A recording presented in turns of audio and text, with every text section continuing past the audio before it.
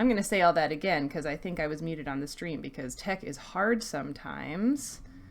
Tech is hard sometimes. Okay, yeah. Thank you for everyone who's been hanging out for today's game. Don't forget that you can follow everyone who's playing today via their social media handles listed down in the reference section. And if you missed either of the two previous games, don't worry. All of our games are uploaded on our YouTube channel and on podcast platforms eventually, so stay tuned for those if you want to recap what you might have missed today. Also, the VODs are available on our Twitch channel if you want to go back and watch them within like the next week or whatever. Our first two games were both D&D 5e, but now get ready for something completely different. Nikki is ready to run a really cool indie system that she found, so I'm going to stop talking so that the next game can start. Hello. Can you hear me? Just making sure that technology, so I don't have to repeat myself too. Okay, so I am Nikki. I am the creator of Beholder to No One, a TTRPG podcast that runs discussion episodes, one-shots that are usually non-D&D, and also has an actual play related to D&D. I also have a bunch of other stuff, but that's not important right this second. So today we are playing Mossy Mechanic, which I found on itch.io. We are all very new to this system, so bear with us. But I'm going to do a brief introduction, and then as I introduce you each, you can introduce yourselves, your pronouns, and then your moss as well. So we can just have everybody introduce themselves and their characters at the same time, because I think that'll be the fastest way to get into the story. Okay, so I do go by she, her pronouns since I'm having everybody else say their pronouns, but let us jump into the world of the real life world of in a laboratory. Actually, but not your normal laboratory. The sun has begun to set through the arching panes of the place that you four call home. The automatic lights flicker on, bathing the room in a yellowish hue. There are footsteps across the wooden floors, because this is not a normal sterile school laboratory. This is a home lab that is focused purely on nature and wanting to have things grow in their appropriate environments. You only know this person that is walking by as the scientist. You don't have much thought beyond that. You just know that this person is the one that feeds you, who gives you water, who gives you what you need to survive.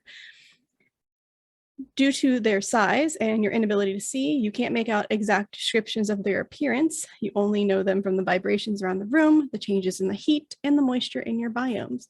Also by the experiments that may have made you change a little bit from your natural beings. First, the scientists step towards the biome for one of many plants in this lab, where it's actually a glass coffee carafe? Carafe? I don't know how to say that word. It's a coffee thing and it's glass, and you see something growing inside. Ryan, why don't you introduce yourself, your pronouns, and details about your moss and its current home? Sure. Hello. My name is Ryan. I am an entomologist and horticulturalist doing integrated pest management and plant health and quality management in medical cannabis in Pennsylvania. I was doing similar sorts of work in public gardens, and I use he/him pronouns, and I also play in Nature Check in our big ARDA campaign, which is based on the D&D 3.5 system, which we'll be playing again right after this session. In Mossy Mechanics today, I play a plant whose common name is the rare club moss or ground pine, scientific name Dendrolycopodium obscurum. So I'm not a true moss like the others in my cohort, but I am still a rather primitive plant, as they would describe it in the evolution of plants. The biggest difference between me and my moss pals around is I have a vascular system versus mosses being non-vascular plants. But I basically look like a small like 6-inch tiny pine tree that pops up out of the ground. That's all you would usually see of me. And I go by the name of Lykos. It's kind of a short form of my name that the scientist refers to me as. And I live here in the lab in this little, like Nikki said, glass coffee carafe that you would see in on a diner coffee burner, mainly because that was what was just at hand while the scientist was camping. They were storing coffee and wanted to scoop me up, and I just stayed inside the coffee carafe. And that's me. As one does, they just scoop it up and put it in a coffee thing, and they're like, "Oh well, this is where it lives now. It's forever." All right. And as the scientist lifts up the notepad before it, what is one experiment that might show up on your notes that was done to your moss? Oh, one experiment? Kind of giving a small definition of your mechanics and mods. Oh, okay. I think because I have this larger above ground and sort of branching structure, they've done some experiments on me looking at how that sort of larger, stronger structure compared to the mosses in the true mosses in the lab, how that could be used to help me sort of become more of an active plant than you might expect. So I can kind of adhere to things using those branches, as you might call them, that come off my body. So that relates to my ability to act quickly in my mechanics. And he's also done some experiments with the spores that I create in that part of my life cycle, which historically have been used from this species, my species of club moss, and other species as like flash powder for taking photos, or even used in fireworks, because the spores are actually really flammable. And so these are experiments in how in those properties of my spores, and so that I actually can now leave clumps of spores behind and have them detonate later on remotely. So I can kind of use them like little bombs now from the experiments and modifications the scientist has done. Yes, very, very much. And you have a deep dark secret, but we won't go into that just yet. But the scientist closes up your biome and moves over to the one directly next to it, where where they pull up the lid, it's a little bit chilly. It's like an AC area, and the air enters the room, dropping the room by a hole by just like a degree or so. And inside it's a beaker that hovers inside of another beaker with a tight cork on the outside to ensure that for some reason this moss stays put. Ilana, why don't you introduce yourself, your pronouns, and details about your moss and its home? Yeah, hi. My name's Ilana. My pronouns are she, her, but I will be playing Mouse, whose pronouns are they, them. So I personally am a PhD student who studies plant-fungal interactions and a co-host on the podcast Queerly Natural that focuses on queerness in the natural world. But Mouse is a common name-wise, not so much for the species specifically, but the form it takes is known as a glacier mouse or glacier mice. I am of the genus Ditricum flexicow, or Ditricum, specifically the species Ditricum flexicow. And I am, as a glacier mouse, you can see the image behind me. That's kind of what I look like. And I'm a little rolled up ball, which lets me move around much quicker mechanic wise. And experiments on me, I guess, would be more experimenting with like different types of items that could start the forming of my little ball. So I have a rock inside, and seeing how far I can travel. Glacier mice got their name from traveling around in glaciers, such as in Alaska. I'm muted. Interesting. I said you've been a little bit troublesome with your scientists lately, so they've had to make extra precautions for you specifically. But as they put the cork back in, close the container, make sure that you are nice and snug inside and not able to escape. Hopefully this time it will actually work. Probably not, though. They step past a few other species of moss until they get to a LaCroix can inside of their little biome, and there is a sound of moving water, like a fish tank pump inside of it that's just going through the LaCroix can and then into its own little riverbed. Liz, why don't you introduce yourself and your pronouns and details about your moss and its current home? Hello, I am Lizanna Kozik. I use the pronoun she, her, and I am also a PhD student, but I mostly do science communication and illustration for like prairie restoration and prairie ecology. And so mosses are a little outside of my knowledge base, but it's fine. What I do know is my ephemeral springs. And so my mossy friend Feather is, hey, there we go, is technically called a slender green feather moss, which is a moss that prefers like spring lake edges and basic environments. So as a fan of like mineral enriched and base elements, I became rather attached to various mineral waters and novelty drinks that people enjoy and accidentally leave around the lab. And my particular form is helps me cope with that.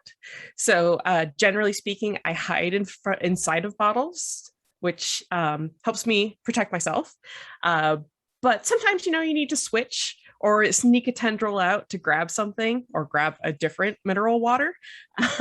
And so I am able to stick out my little tendrils out of my bottle or my can and grab things. Sometimes you just need a different LaCroix flavor. It's You can't true. just live in the same LaCroix every time. One time you got a hold of a White Claw.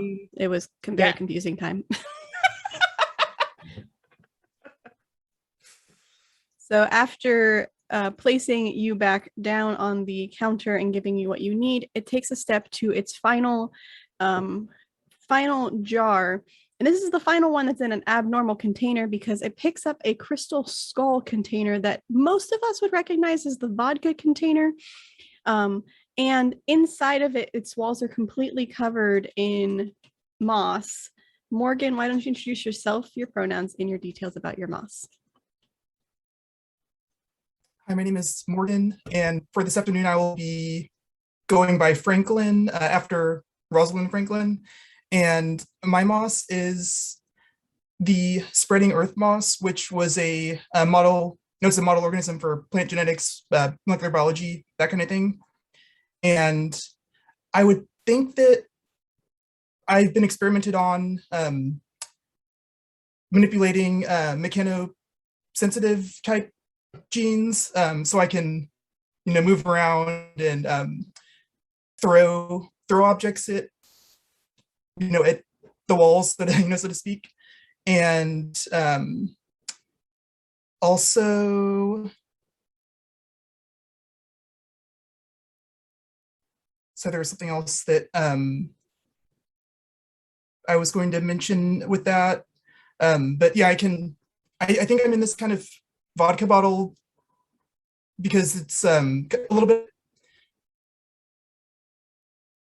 doesn't really, wouldn't expect a very valuable genetic mutant plant to be inside of a vodka container, so kind of to throw off any anyone who's trying to steal any secrets. So all right, so as the scientist places the skull back down on the counter and steps away from the shelves that you all reside on and towards the wooden table in the center of the room, time moves as normal.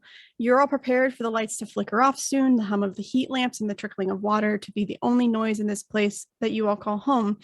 But suddenly, you become a little bit more hyper aware. This is new for you. None of you have felt this before. Aware of the feelings of the objects beneath your moss, the smell of your surroundings and your terraniums, the mechanisms inside your homes that before were just existing. Time seems to almost slow as you feel your being shift into an awakened state. And when you glance up, you can see a shadow, and then that shadow turns into a feminine person. This somehow you all recognize this woman despite having no knowledge of having met her before. It's a middle-aged blue woman with hair covered in moss that is surrounded, and in between each little limb of the moss is bugs just crawling all over, and the bright blue eyes just shine in the darkness, and underneath you can see that they are sunken and there are blue bags under her eyes, and she is just gaunt and thin and almost looks like she's decaying of sorts. She steps silently as the moss and bugs begin to drift from her hair and completely cover her entire body as she comes into full form, creating an outfit that just keeps shifting and changing as she walks. The scientist doesn't notice her, and as the lights flicker, the scientist glances up at them curiously, thinking to themselves, I need to get that light checked out. It's probably just dying. But then a spindly, gaunt finger with a sharp talon-like nail scrapes across the wood, causing this ear-piercing screech in the entire room that I know all of you just felt probably in your side. You're like, oh, God, no. The scientist spins around in shock.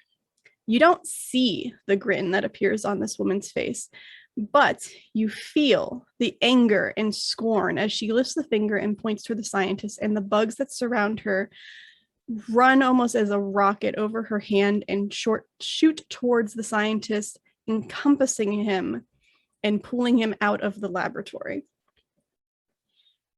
As another wave of magic pulses into your homes, you feel your thoughts begin to form. You see flashes of memories, some that are yours, some that are not, some that belong to this person in front of you. You have knowledge for some reason of this creature, and it seems that with giving you her magic, she also gave you a little bit of herself. And then she turns as you hear the muffled noise of the scientist leaving the laboratory and just speaks to you all. The other mother has freed you. Join my bugs and fight humanity to take back the planet back to its natural state of being. Nature will always win. And muffle the sounds of this world's chaos. What these humans have done to you shall be punished. I will start with your captor as a gift for each of you and your sentience. The door shuts behind her and you're left confused, aware now, and down a scientist, one that you've all kind of become accustomed to and like, because without him or without them, who's going to feed you and give you water and all the things you need to survive? And that's where we start. What do you do?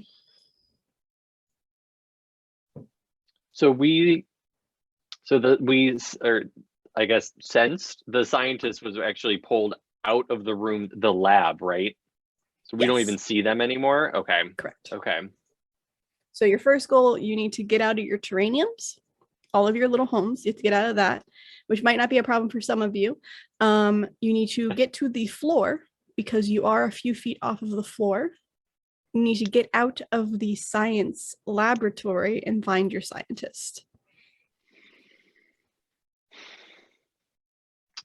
I think luckily I'm in a very, very loosely capped container that they kind of made good ventilation because there's obviously the little gap between the plastic flippy lid on a coffee pot and the spout. So there's like, with the experiments that have given me the ability to really attach really well with the branches on my body. I think I pull myself up, kind of, I think tentatively at first, because while I've been able to like attach to things, this whole like moving and like knowing what I'm doing is so new that I'm like, maybe this will work, and kind of reach up some of my tiny little branches, and push on the lid of my container to test my strength to see if I can flip the lid up to pull myself out. Okay. Yeah. With that, I'm going to say that this is your use of looking at sheets and there's too many things open. I'm going to say that this is, you could pick resist or raw magic to use. So you're going to roll a d6 and your goal, whichever you pick, which is probably going to be the one that's higher, you have to roll that number or lower. So either 3, 2, 1 for you are tangled mossy, is that correct? Yes. So 3, Yeah. 2, 1 on raw magic or a 1 on resist. Yeah, I'm definitely gonna go with my raw magic and see if I can push this up. This is kind of my first time moving around like this. For those that are listening, there are 2 stats that everybody here has. They have resist and raw magic. 2 of our players have 3 in raw magic and 1 in resist. 2 of our players have the opposite. And they all have different forms and mods that tweak how their moss interacts with the world. Okay, what did you roll? I got a 2. Fantastic. You manage to pull yourself out, flip the lid just enough with enough power that it's not pushing against you even more so. And you are free from your coffee container. Nice. So I think, yeah, I kind of pull myself out and then I kind of just let myself like slide back down the side of it. Now I'm like on the table, kind of waiting to see like what kind of happens next. Okay. Who wants to attempt to escape next? I'm assuming it's Mouse because Mouse always loves to escape. This is indeed Mouse's favorite activity. Mouse is gonna, as a little ball, gonna start rolling around really quickly using like their advanced speed to try and gain momentum to just hit the side of their container and try and break it. Okay. So I believe you will be using resist. If I'm remembering correctly. Nope, you're also tangled up in mossy. Okay, so you're using magic. And because of your breakthrough, you get +1. So you have to roll 4, 3, 2, 1 to succeed. I rolled a 6. Okay. So when you fail a raw magic check, nothing happens. You can just try again. When you fail a resist check against damage, that is when something actually hurts you. So you try and try and try, and you keep trying to go in speed, but they made the beaker a little bit too small this time, and it's a little harder to get that momentum going. So we'll just try again once more and see if you are able to do it. And then if not, we will move to another player to see what their mosses are doing. Mouse is going in circles again, just like, I got this. 3. Hooray. Okay. So this time you manage to shift and tilt the beaker back and forth and use that momentum to force yourself against the cork and break it out, thus knocking up with enough pressure the entire beaker over. So I will say that for your safety, it did not fall off of the shelf, but there will be a little bit of a difficulty getting out of it if you want to be careful and not fall to the ground again, because you've done that before. So Franklin or Feather, who wants to try to escape next? Oh, awesome. Thank you, Feather. I also have the breakthrough ability, so I will try to pop out the cork that's in the top of the bottle and hopefully have enough force to pop out of the. So you are going to roll your d6. 6. Okay, so you try to push, and evidently when he put that cork back in this time, he pushed it in really tight. So you have to like maybe you have to try bundling up more of your moss and use it just to push further and harder out of the thing. But you can try once more as the cork just doesn't want to give. Okay, I'm gonna try one more time. 1. Okay.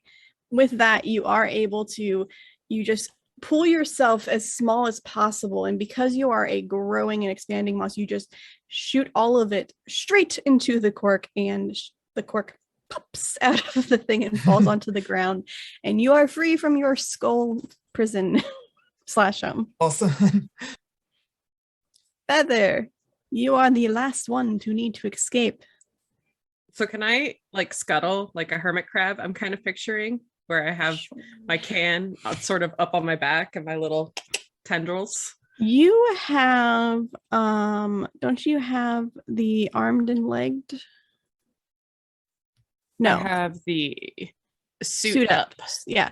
So in the suit up, you are able to get into hollow things, which is why you're in a LaCroix can. So yes, that very much feels hermit crabby to me. So I forget. Does my overall container contain me, or am I just in the can? You're in the can inside of a container. So you need to Okay. like be able to get out of the actual case itself. So it'll be I'll say it's a resist, so it's a fair roll for everybody. All right. To try to get your entire being out of the case. I am picturing that I have popped the can upright against one of the glass walls, and my tendrils are like pushing up. I got this. Hold up. I got this. I got this. I definitely have this. Okay, let's see. I failed. Cool. I got a 5. All right. So, the LaCroix can falls back down on you, but you are able to like scurry out of the way and then crawl back up it and try once more. All right. I got a 2. Hey. Okay. Second time is the charm. You are able to push that LaCroix can and then get yourself over the lip, grab the LaCroix can, and bring it over with you so that you still have your little home. And you all 4 are free. So what would you like to do next? You're all on How a close shelf are we to currently. each other? That's what I was gonna ask. Yeah. So Lykos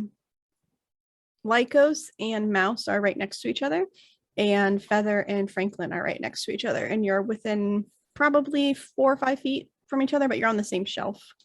It's just a very long shelf. How big or like how long is Mouse's container? Like now that it's on its side. I'm gonna roll a d6 instead of thinking about it. It is 1.5 feet. Oh wow, okay. Well, seeing or seeing, sensing, do we see? Sure, you feel all we'll say seeing, but you just know. But it's an overall, yeah. It's like blind sense from 5th edition. Yeah, or like oh, who's the superhero who can sense? Is that Daredevil? Yeah. Okay. I imagine that kind of thing. Like you see the world and it's just like it's such different. Like, but no, so that since I know the other mosses are kind of like out and there's activity, and I see the other 2 are basically like out of their containers, but Mouse is still in that bottle, like got it over, but still needs to get out. And it's about to roll over the edge as well. I think. And how far away from the edge is the container? Like, is it like actively rolling? We'll say that it's actively rolling, like it's rocking the more Mouse moves. And there's a chance that it could roll anytime now towards the one way or the other. So you have enough time to get there. What happens will determine if it falls or not between you and Mouse. So I'm gonna branch over branch, drag myself over to Mouse's container, being a club moss, I feel like I'm like attaching, and the way I attach and move is putting down a branch, which I've covered in these very tiny leaves that are called microfilms. Basically, a simple leaf that has a single vein in it, versus like you think of a tree with branching veins. I just have these tiny little things that kind of look like pine needles with one vein in them, and I kind of like hook into things with that, and that's how I like drag myself over. And I think I'm gonna go to the end of the bottle, and maybe since I guess we can't like talk, I think I'm gonna try to like For point. flavor, I will say you can all feel each other what you're trying to Okay. say. So we'll just say Okay. telepathically, and it's like a telepathic communication, just for the ease of sanity and us not having to try to explain what we're actually trying to mean to each other. Then I will, while like I'm gonna point to Mouse and point to the like far back of the container, and try to just let them know, like, okay, if you go all the way down to that end, I can try to basically like bust open the other end of your container, so it'll kind of like lose shape and stop rolling, and then you can get out more easily. Because luckily I'm able to move on most surfaces, but I can also do two things on my turn. So I'm coming over, and then I would like to put down one of my little explosive bits of spores to try to bust open the end of the container. Yeah, you saw Mouse just like trying to like hamster wheel the bottle away from the edge. Just like, why did I have to get 2 containers? Everyone else got 1. Nothing to do with the previous breakouts at all. No. Why would it be? But Mouse, seeing that, is just gonna go over to the other corner, very frustrated with themselves for not getting out yet. Okay, so you are using your mechanic mod remote detonation. Yes. Correct? Okay. Yes. So you place your spores in the area right next to the edge to make the hole just a little bit bigger. Yep. And then you're able to crawl away, and from afar, you are easily allowed to command it to detonate. There is no roll for this. Yeah, so I think, I've definitely placed it very, very carefully. And I'm like, how can, like, so it's like, I'm just guessing. I'm like far enough away from Mouse, but close enough to the bottle, and move myself away a little bit, and detonate the little lump of spores to try to open up the bottle a little bit. Okay. While there is no roll for it, let's do this. Let's have you roll a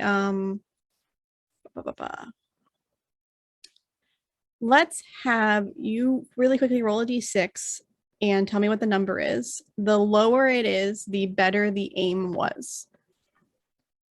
And then Mouse, roll a resist for me. I rolled a 2 for my aim. So it was very well placed, not perfection, but very, very well placed, so that the bottle is not careening towards the edge, it's moving closer to the wall. So there's no risk for the bottle of falling. So Mouse, roll your resist. Yeah, my dice think we're playing D&D. I got a 6 again. You get startled and run towards the thing as soon as it explodes, and you go right through some broken glass. You do take a damage in the process of doing that. Oh no, I'm sorry, Mouse. Now the players all have 3 HP. When they hit 3 HP lost, they gain a rot. Nope. Wait. Yes. Nope. I lied. Hold on.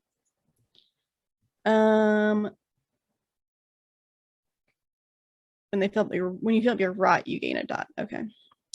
I lied. Never mind. This game is kind of confusing. So yeah, you have 3 HP total. You do not want to have it all fill up, but you also have something called rot when you use your push mechanic if you don't succeed on it.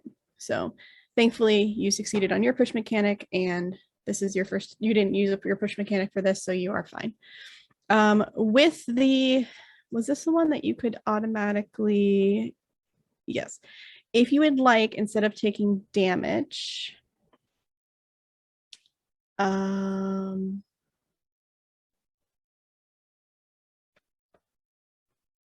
trying to read really quick. I apologize.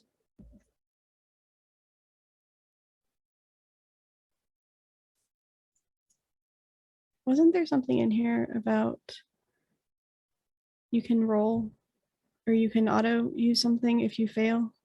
I think the rot is you can auto succeed and you get that twice. So, okay. That's not for the resist though, is it? That's just for the push mechanic. Oh, it just says or add something. Okay. If you would like, you could fill out a rot instead of taking that damage. I think I'll hold off. Moss is just like, that was so cool, but also, ow, what's going on? As a note, when you fill out both of your rots, you do take a damage from that, but you do get to gain a dot in resist or raw magic at that afterwards. So just so that's how you know that's how that mechanic works. Okay, so everybody is free with minor injuries, which I mean 1 HP out of 12 isn't that bad. I will say that you are all able to gather together so you can talk amongst yourselves to determine how you want to go from here.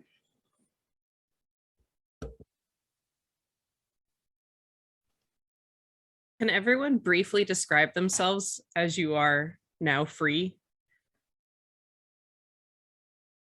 Sure. I am a hermit crab with my little tendril sticking out of my can. I want to know if anyone else is retaining any aspect of their container. I'm just a ball of moss. Yeah, I'm the same. I think the container is left behind for now. Yeah, I think, I don't have any part of my container, but I grow, I spread underground with a little bit of a rhizome that spreads and pops up these little like what look like tiny Christmas trees that like form me. So I feel like I have like the chunk of above ground tiny Christmas tree club moss, and just a little bit of rhizome that came with me. So it's kind of like I have like a body and a bunch of arms and like 2 little flat feet from the rhizome, but no container. Maybe some coffee residue. I don't know. Maybe I'm caffeinated. I'm not sure. You're always caffeinated. The smell of coffee. Feather is yes. Feather is aghast. Everyone is naked. Hello, just FYI. But primarily, Franklin, where's your really cool skull? Like, it's such a good look. Oh, why do you need some help carrying it? I can help you carry it. I got this. I'm wondering, it might be helpful, like it's still intact and it's like a cool like of Halloween season kind of decoration also. Maybe it might be good for like a carried around for like a projectile or something, maybe if we need to to like protect ourselves. I will say that the skull might be a little heavy because it is crystal and they are not light, but your scientists decorated for Halloween. So there are little pumpkins and skulls and plastic beings around the shelves to make it look spooky. So you can find a plastic skull and do a similar thing. For flavor, because I don't believe you took, which one did you take? You took fast growing projectiles, right? I actually took breakthrough, but I'm playing it kind of like as fast growing. Yeah, exactly. That's right. Okay. Yep. So since you don't technically have the one where and you don't have suit up, right? Or do you have suit up? I do not have suit up. Okay. I have manipulators. Okay, so since you don't have suit up, you can't technically wear it, but you can drag it along with you, or at least if you do wear it, it will not give you any bonuses. We'll say that. So I have everybody else's stuff written down, and I forgot to write yours down after the thought. But bonuses, it looks cool. Yeah, you look cool. You're wearing a skeleton and or pumpkin plastic figurine. You just don't get a bonus to resist from it. Mouse just looks towards Feather and is just like, I have my rock, but I don't like containers. No, They're bad. Oh, right. You're the one who keeps breaking them, right? I don't know what you're talking about. Over the course of the last couple of months, you have heard the shattering of glass multiple times. Only Lykos has seen it happen every time. And then the scientist comes in and Mouse is somewhere in the lab randomly, and there's broken glass everywhere. So it's just been like trialing over and over in like different containers, hoping it's something that can't get turned over or broken. Pretty much. One day I'll solve it. One day. Okay. So you are Just all looking together. for the ice machine. That's all. Even though your area is perfectly tempered for you, but it's not cold enough. You need ice. All right, so you have all managed to escape yourselves and you have met up. There is about a 3-foot drop to the ground, which you know will hurt. Mouse, you've learned this from experience. But there are things that you can grab onto. There might be something else that you can do to get down if you would like. Be creative. Also, I will say that in this lab, connected to the screen that you are all against is a tree, a live tree that is growing out of the screen, so that the majority of it is outside actually, but this is like a indoor outdoor type of laboratory area. So there is a live tree at the end of your shelf. Yeah, so I feel like we have to get down somehow. The sign and get through that giant door. But we can think about that later. I don't know what we'll do over there. But how do we I mean I think I can climb down pretty easily, but I don't think I can really carry any of you. So I don't think that's gonna help anybody.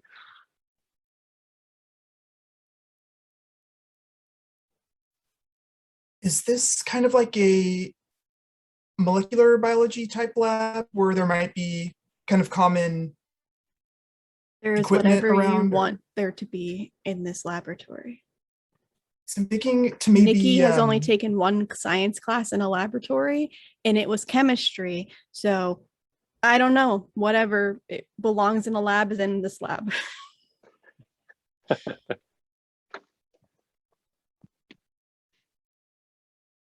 Sorry, continue. Yeah, so I think there can be whatever Franklin wants there to be. So I'm thinking,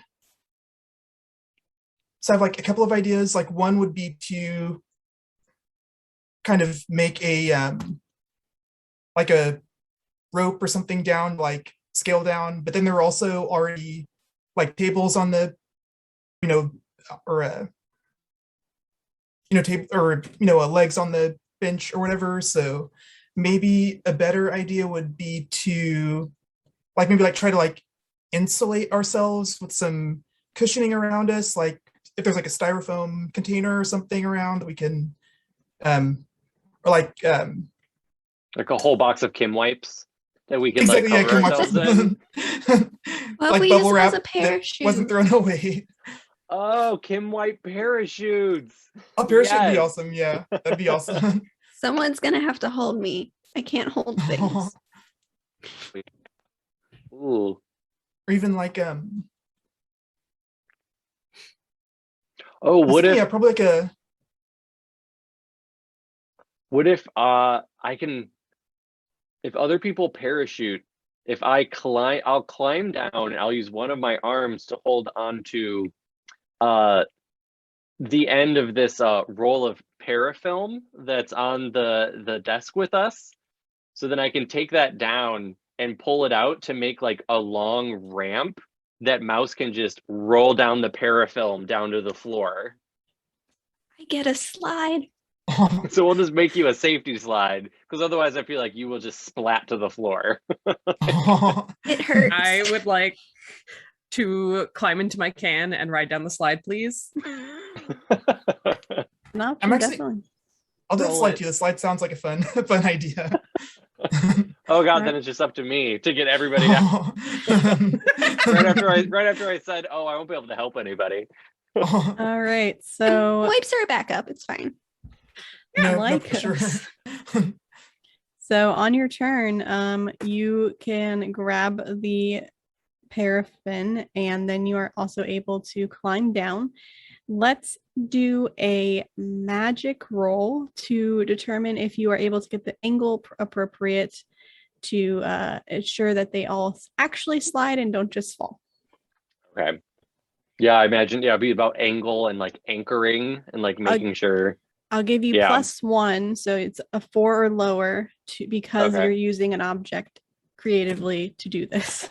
Okay. It's not technically part of the mechanics, but it is now. I like it. I got a 4. Ooh. Okay, fantastic. So you crawl your way across the floor after crawling down the side of the ledge, clinging with one of your many tendrils to hold on to this parafilm, and then you go over and it's like just at the right angle. It's like not, it's a little less than 45, but it's enough that you guys can all just roll down it. So now everybody is able to roll down. I'm not going to make any of you roll for that because I think it'll be easy enough to do. We are rolling. Yep. Yeah, Just we roll. are. I guess like technically I could make you do a resistance to see if you're slamming into anything, but I'll be nice and not do that. So you've made it to the ground. Oh gosh, does everything just look gigantic around us? Like, Yes.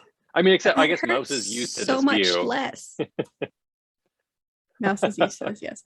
I will say that there are some items on the ground, even though like this is a laboratory technically, but because the scientist has been doing experiments, there are frequently used toys or things that they were trying to see if you can maneuver them. So like with the manipulators, there might be an RC car or something like that, or they might have like bigger building blocks to see how much Franklin can overcome the building block. So there's a lot of little children-like toys throughout the laboratory as well that you can also use to your advantage.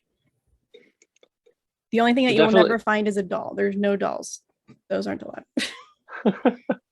So definitely much more ecology lab vibes with just like things out everywhere on the ground. Yes. Versus a clean genetics lab. 100%. Oh gosh. Okay, what should we do now? Does anybody know, do we have to go through that door? Does anybody know if there's another way, like an easier way around or anything? Are you asking me that, or are you asking them that? I'm asking them. Like Okay. Mouse, have you ever seen anything? Like, is there? I guess the question is, are there mice in this building besides Mouse? Non-glacial mice. Yes. I will do a high-low for that. So what this means is you tell me high or low, and I roll a d6. If it is high, whatever you call, then they are there. Okay, I'll do high. I got a 5. Yes, there are some mice because this is right on the edge of a garden. So there are little chewed holes in the side of the area, and then also there, just in one of the cabinets there is also a secret hiding one because you've seen a mouse crawl into it one day. Guys, I think there's like some holes in the wall from these very weird looking mice. The bad kind of mice. You're the good kind of mice. There's bad mice? The non ice mice. Ah. You're the good mice. So we could try and use those. Yeah, maybe they'll go through, so we don't have to try to get through that really big door. I'll try it. I'll go in. Wait, so do you guys hang on? Do you guys know this other mother person? Like, is this a normal thing for you guys? I didn't really know things until today.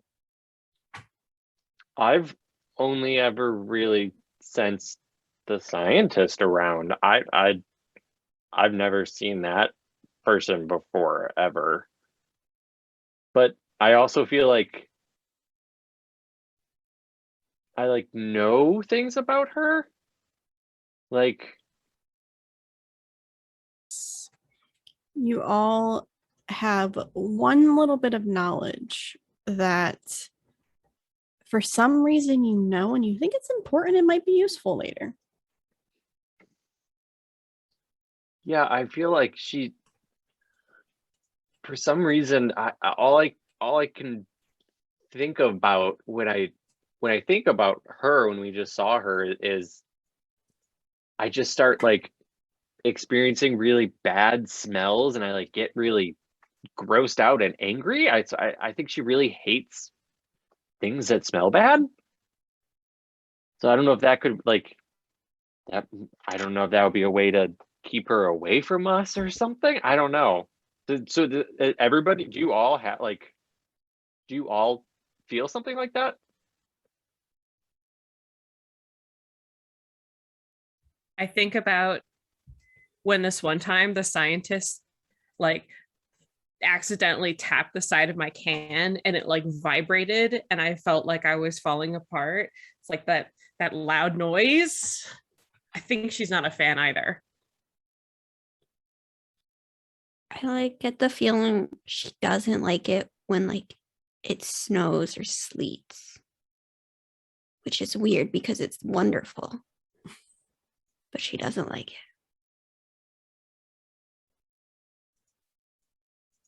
And for some reason, I know that she doesn't sleep. I don't know if she doesn't like sleep or if she is just too busy doing other things all the time or if she needs sleep even. So I just know that she doesn't sleep. So, or she never sleeps.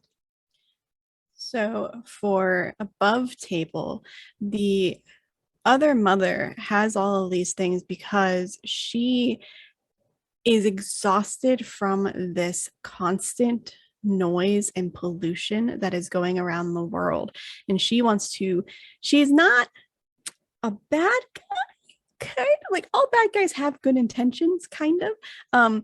She wants the bad things that are happening to the earth to go away, and her way of doing this is probably not the right way, and it's possibly eradicating all of humanity so that bugs and moss and flowers can take over the world again.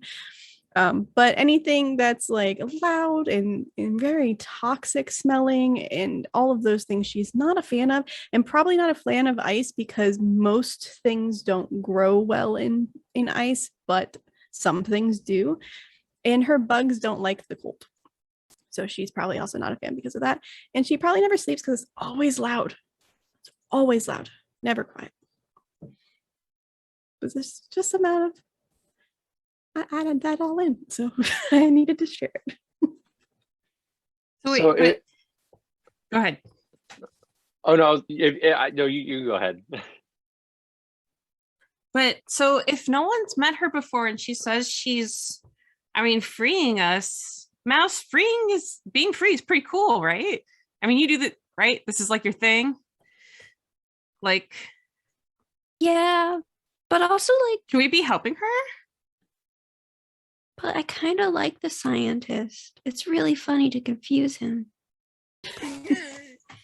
And I feel like we wouldn't even know how to know anything. The only like Mouse can move around and do all those things because of what the scientist has done and has actually really been helping us. I feel like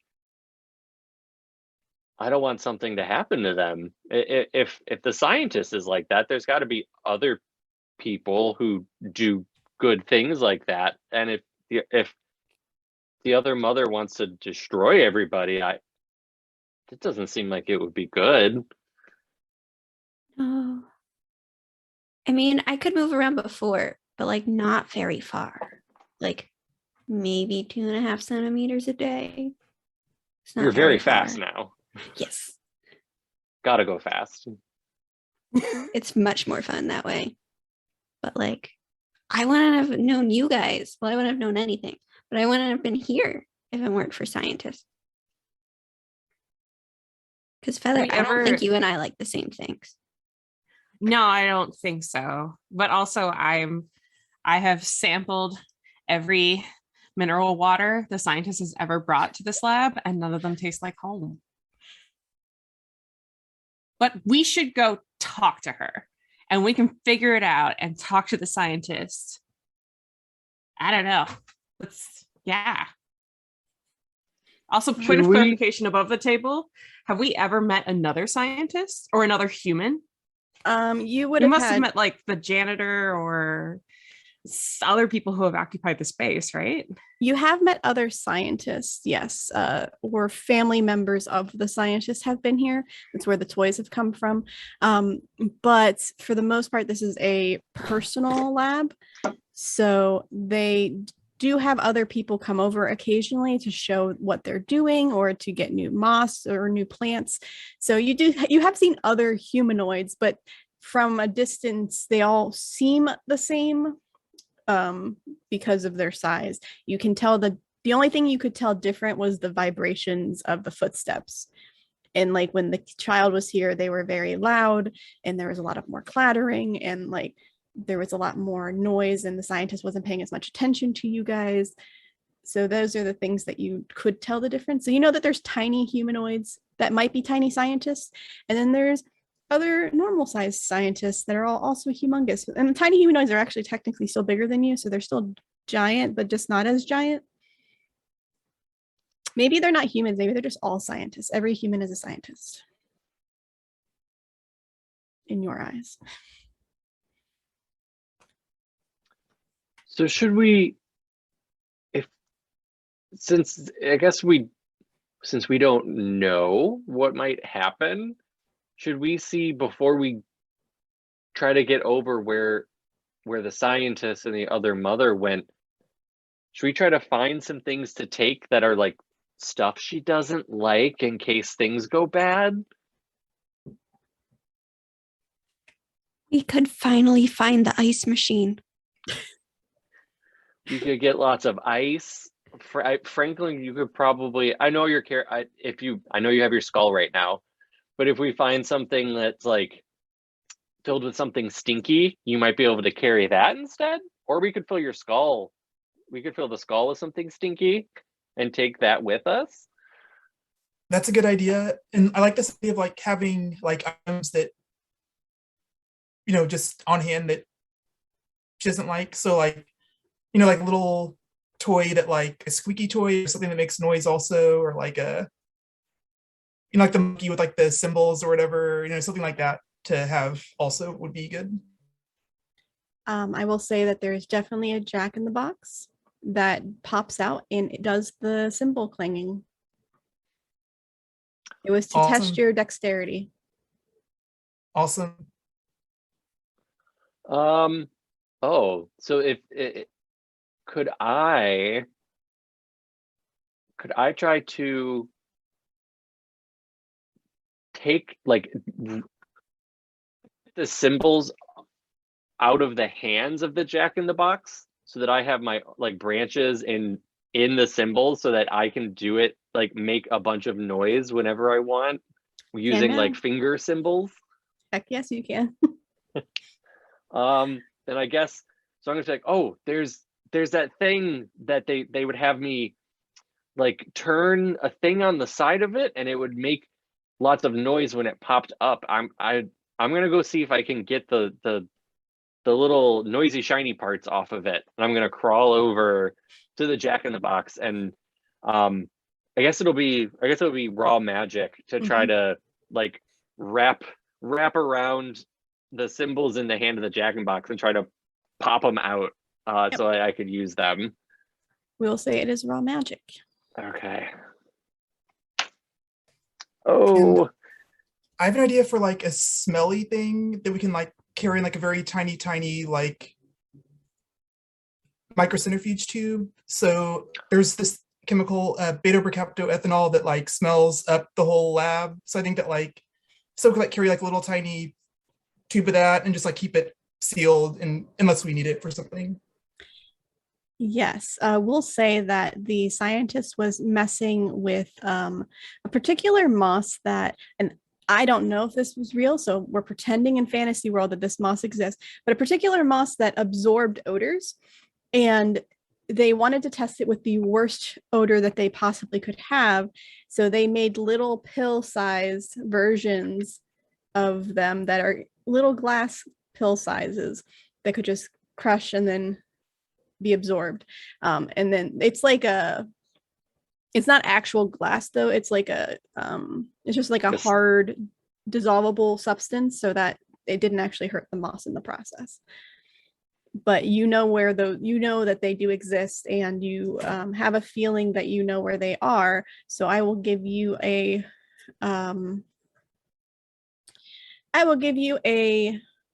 resist roll to find them.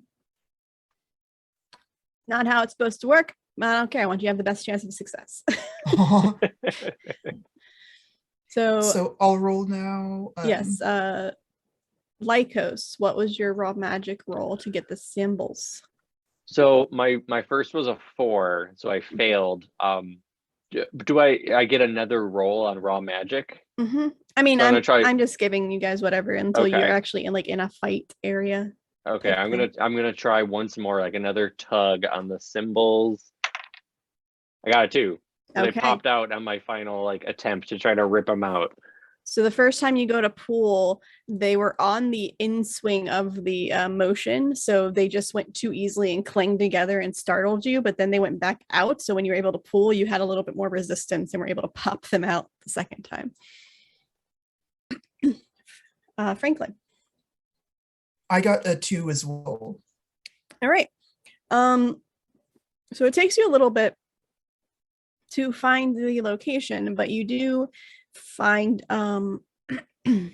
a small little cabinet that is glass, and it's partially open because for some reason it wasn't closed properly. Bad science, but whatever. So it's helpful for you because you get to just reach in and you're able to grab the proper items that you need so that you don't have to break open a sealed door. No, technically, I think all stuff is supposed to be put away and use proper lab safety and stuff. It's a home lab. Yeah, it seems like it's a home lab. It's like, oh, no one else goes in there. It's fine.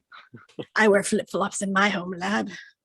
That's the only thing I remember from my chemistry lab. Don't wear flip-flops. You're not allowed in class. That's all I remember. I also got a bad grade in that class, so I don't remember. So you managed to find smelly, breakable, dissolvable pills. They're like stink bombs. Yes, mini stink bombs that you will be able to chuck at her because you have the ability to throw things. Mouse, did you say that somewhere there's an ice machine? That's what I've been trying to find, but I haven't found it yet. All right. Each of you can roll your best skill.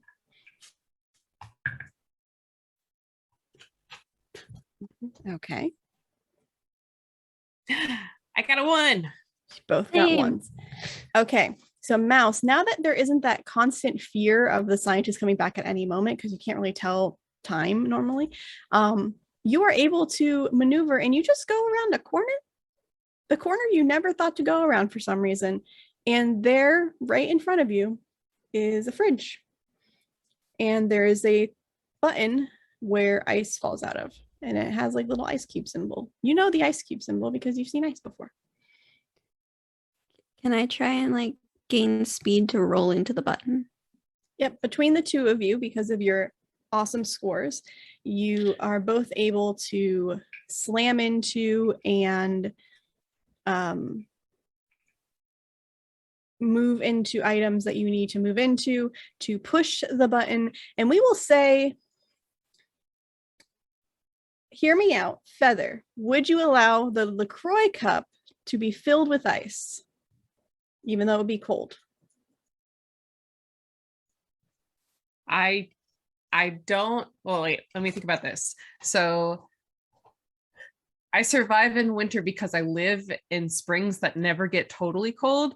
So I'm going to say I will climb out of my can and give up that stat that protects me. But I will allow the can to be filled with ice and carry it.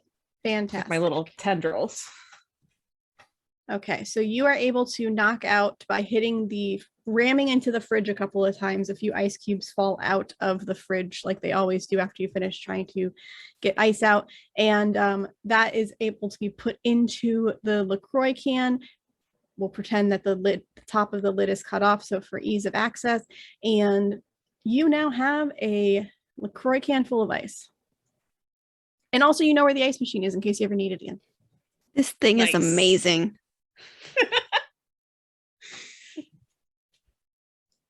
Is this what your original home is like?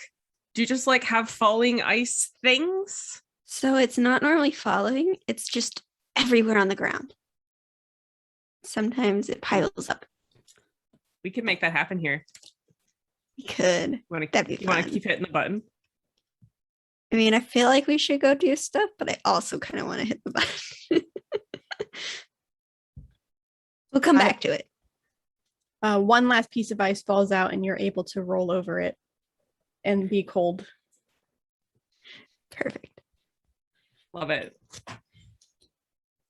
And it was in the crushed ice setting, so it's almost like snow.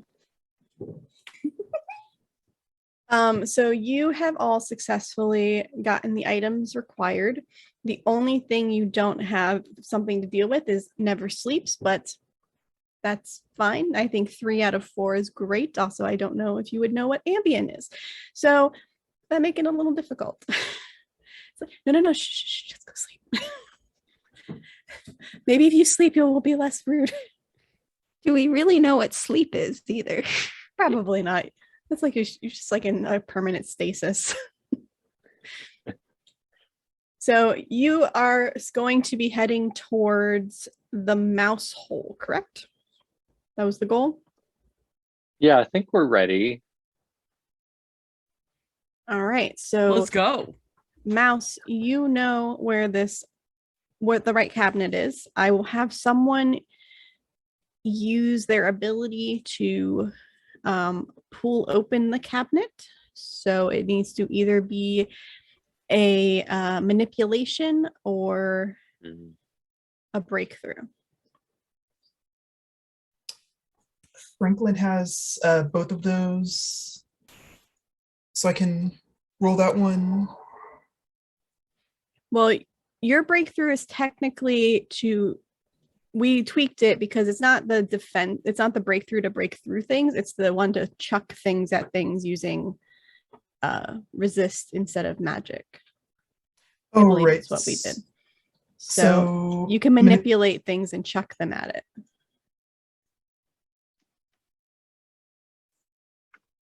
Or not, I'm sorry, not manipulate. Which one is it? Armed? Nope. Where is it? It's like a manipulator. Yeah. Okay. So it was manipulators. It was just like the difference was that you get +1 to raw magic instead of resist. I think that's how we worded it. But it's whatever. Whoever wants to roll can roll. Just tell me how you do it. I'll go with whatever. Yeah, I think Franklin would be good at it, trying to manipulate the handle. Okay. I rolled a 5. Okay. So that is not a success, but with the help of somebody else, I will allow you to try one more time. I'll set my LaCroix can down and add my little tendrils to your effort. Okay. Oh, awesome. And together we can lift it. Yeah. Roll again and you get +1, so you have 4 or less to hit. Or 5 or less. 3. 3? Mm-hmm. All right. So the second time with teamwork. the help of Feather, you are able to swing this very heavy cabinet door, and behind some sealed cleaning objects, like just empty containers and things that are for later, there is a hole shoot in the wall that Mouse has never technically seen, but knows that that's where the mice go to. And the hole is big enough for each of you and the LaCroix can to fit through.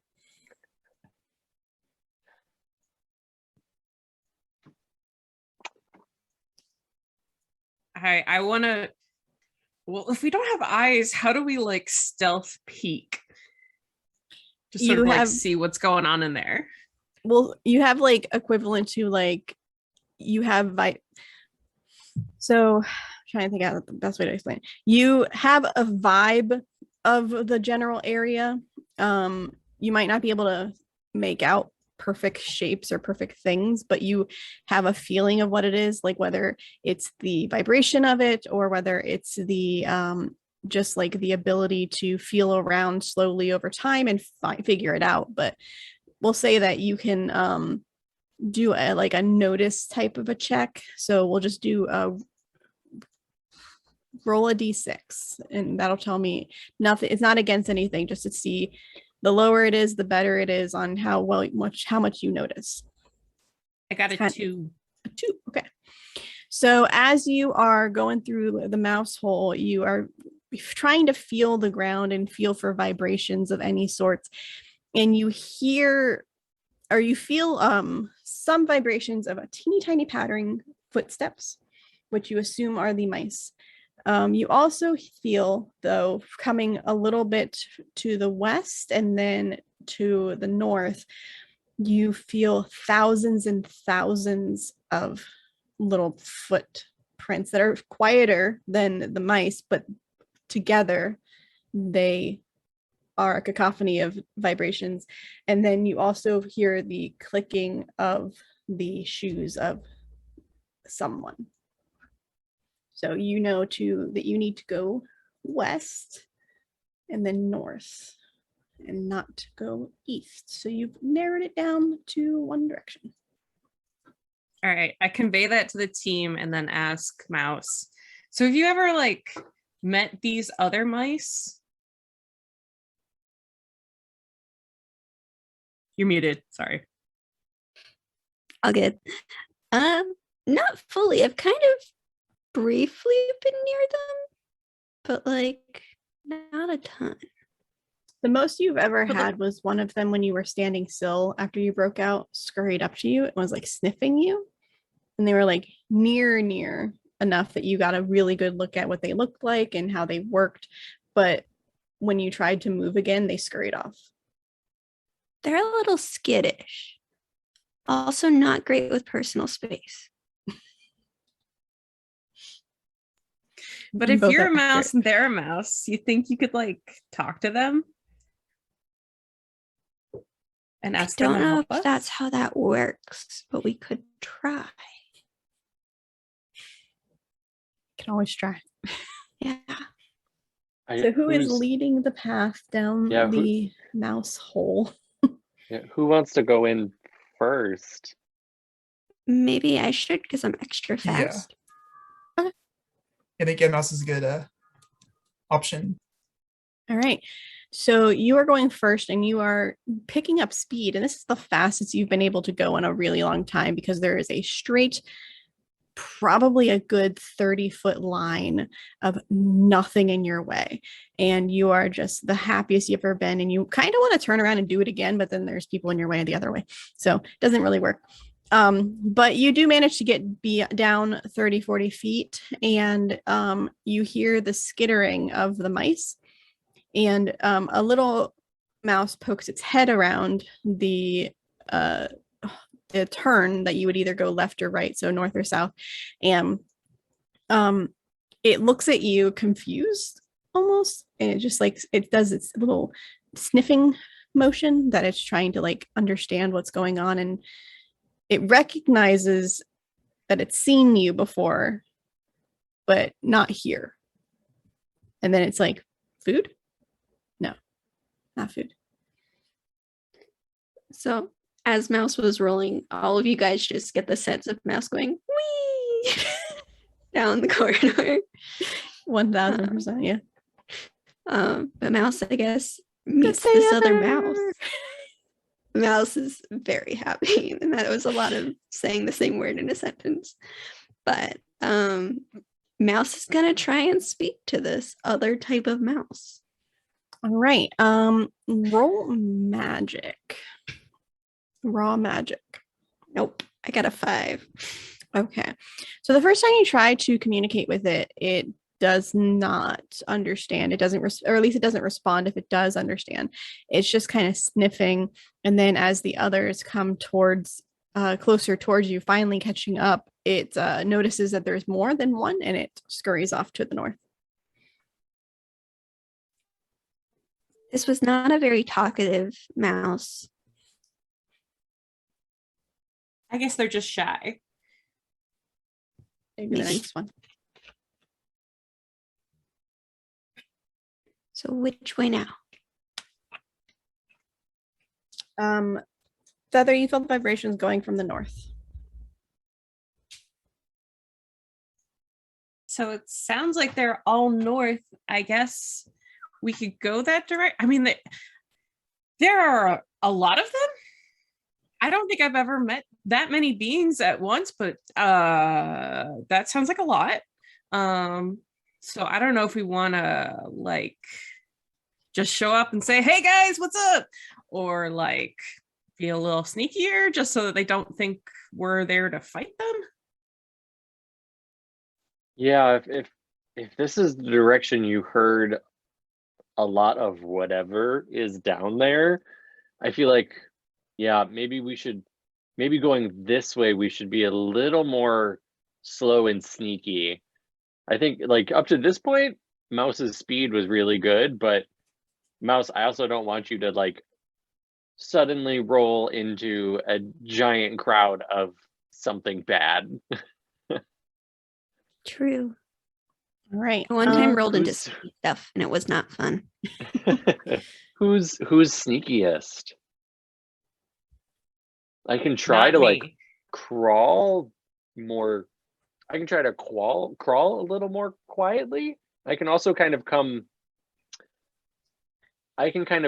go further down up above the floor since I can climb up and then go down. So if it's things like the mice that are down below, they'll have a harder time knowing I'm up there. But since I'm coming up from above, Mhm. maybe that will help me be a little sneakier. I will say that everybody can attempt to roll stealth. It'll be a d6. It'll be disadvantage. So roll the d6 twice and take the higher of the two numbers, which feels weird to me because D&D. But so take the higher of the two numbers for Feather because of the LaCroix can and Mouse because of your normal speed. But So, wait, so Franklin, I don't have disadvantage? no, Franklin and Lykos, you do not have disadvantage. Okay. You just roll 1d6. Keep Okay. rolling the same. Yeah, go team 4.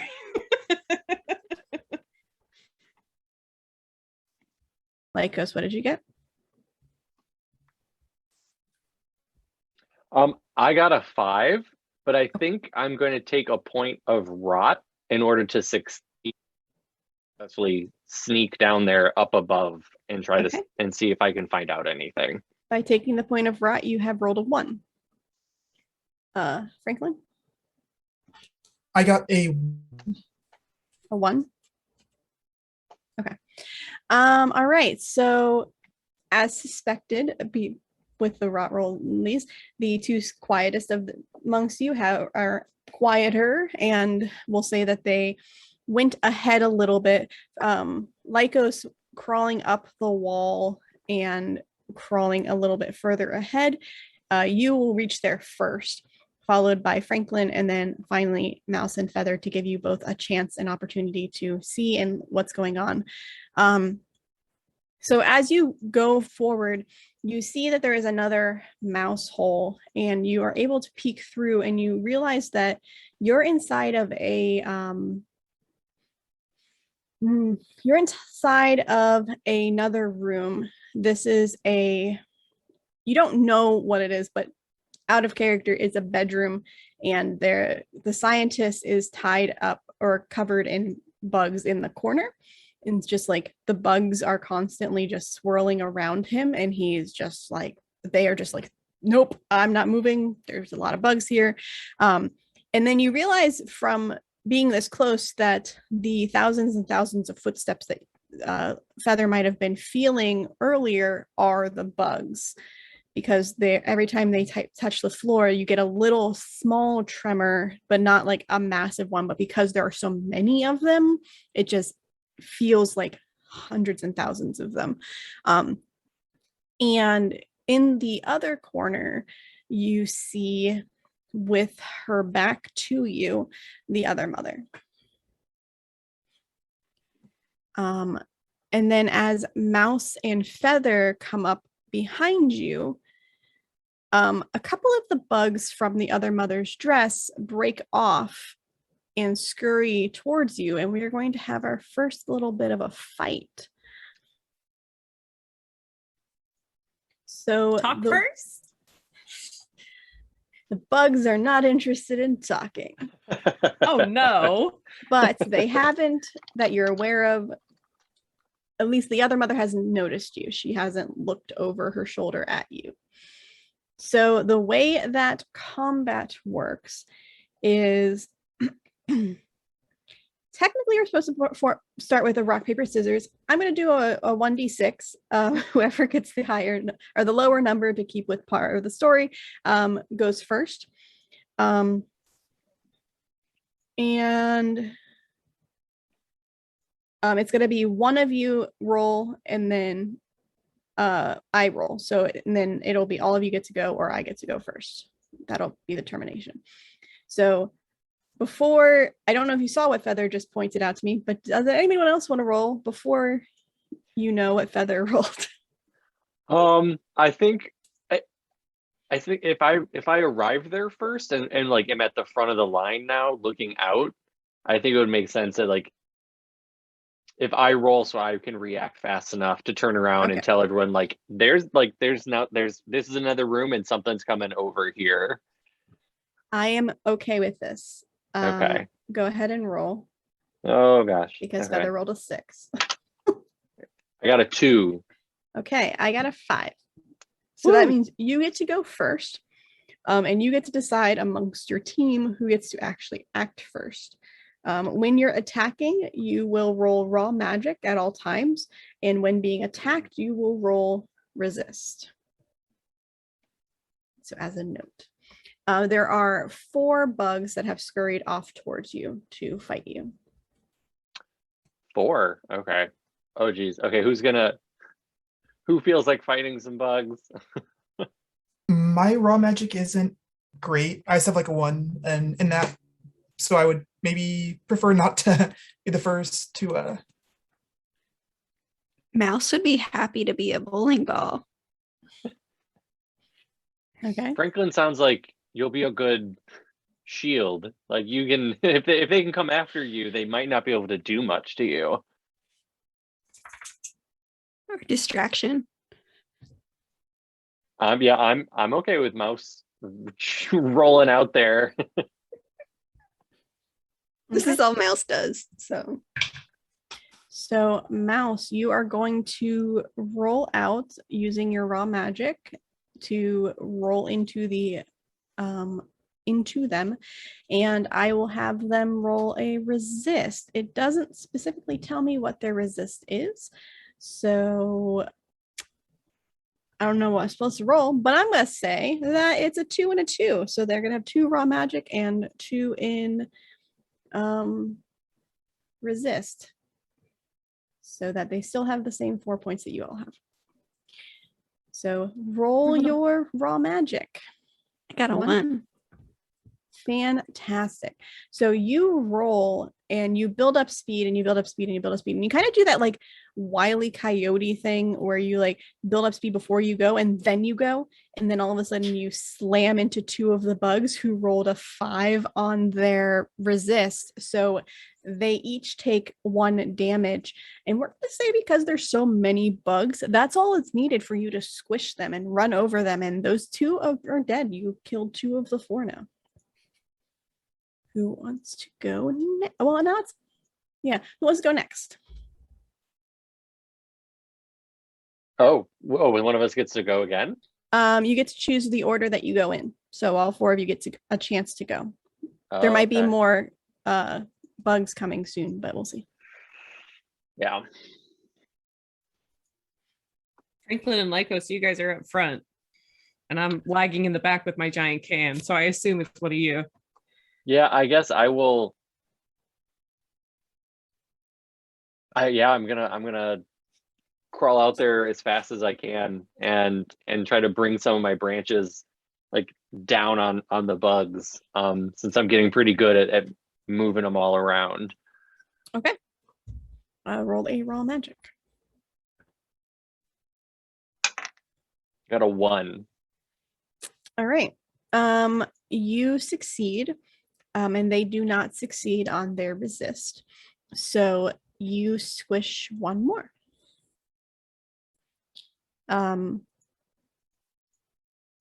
So 1 more bug.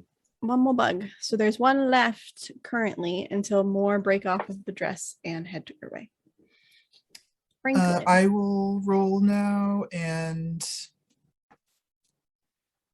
I know your raw magic Or- isn't super great. You can choose to take a point in raw to auto succeed that if you would like. I will.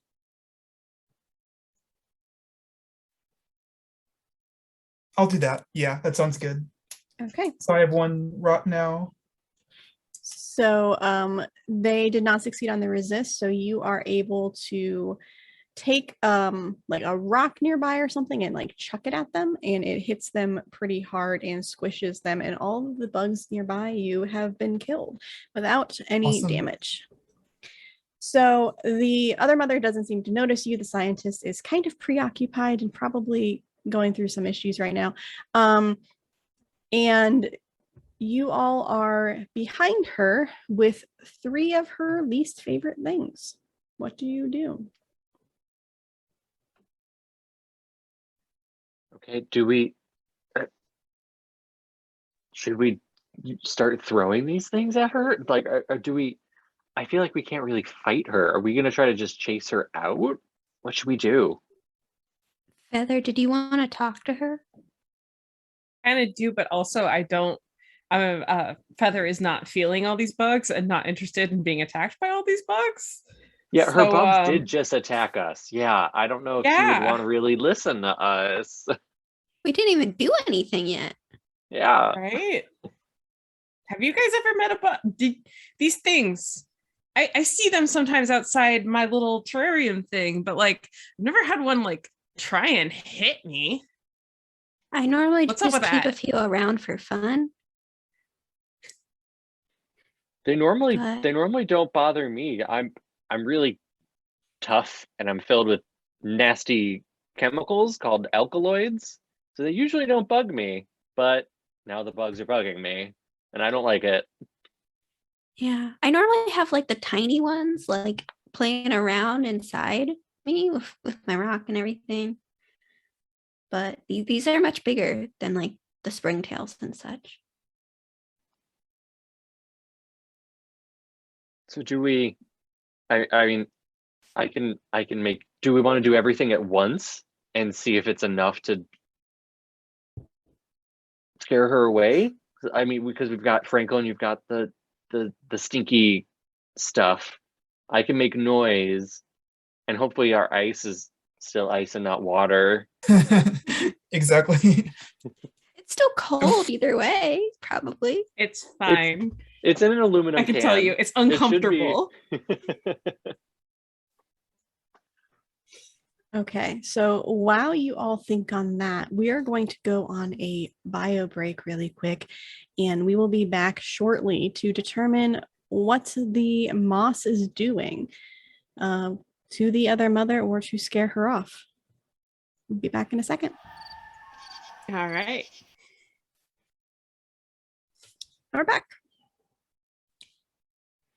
Okay, so where we left off, our group of moss were discussing what they're going to do with the other mother standing right in front of them.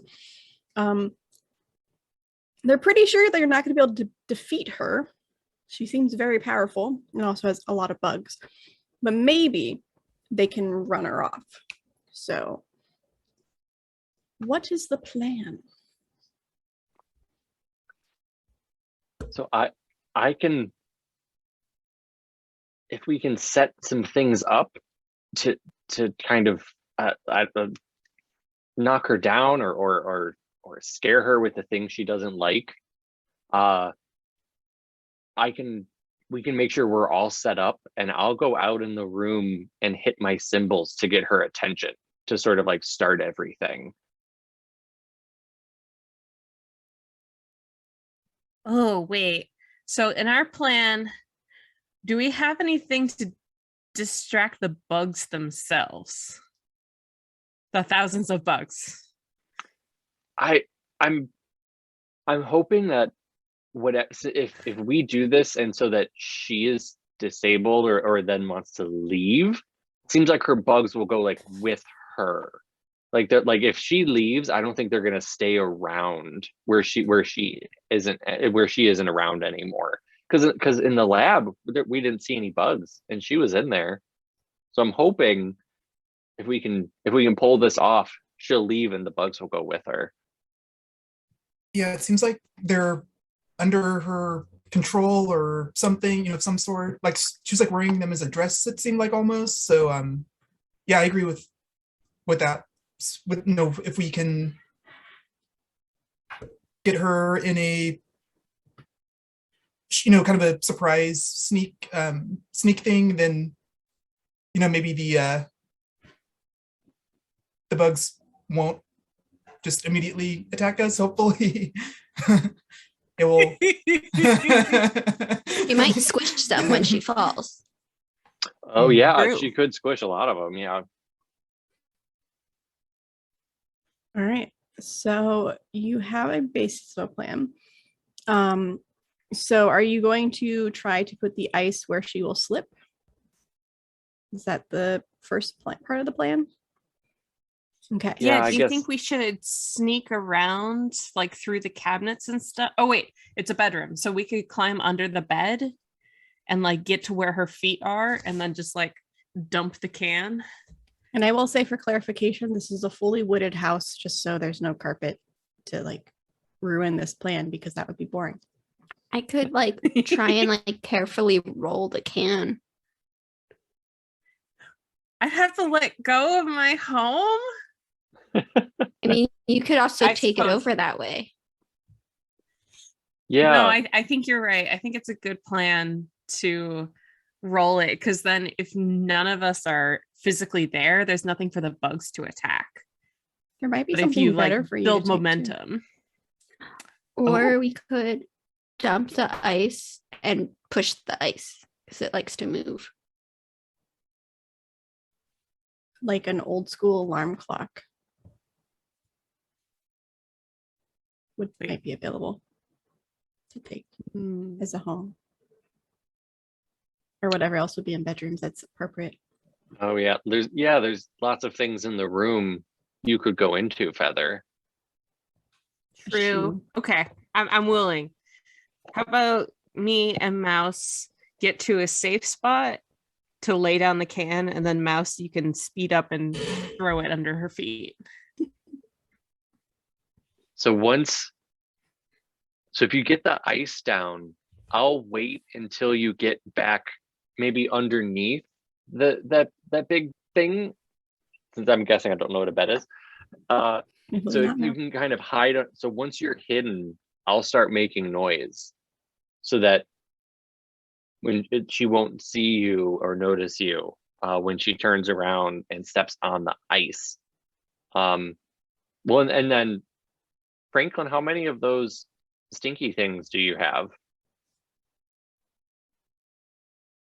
5. Yeah. So you could maybe when she turns around or when she falls, you could start using those. And maybe if we can get her down, her head will be like close enough that we won't have to try to get the smell to get to her face. And maybe so you could start maybe just throwing those at her, since I know you're good at throwing things. Okay. That's a good idea, I would say. That sounds like a fun plan. So first, we are going to need some stealth checks. Franklin, you're good for now. I'm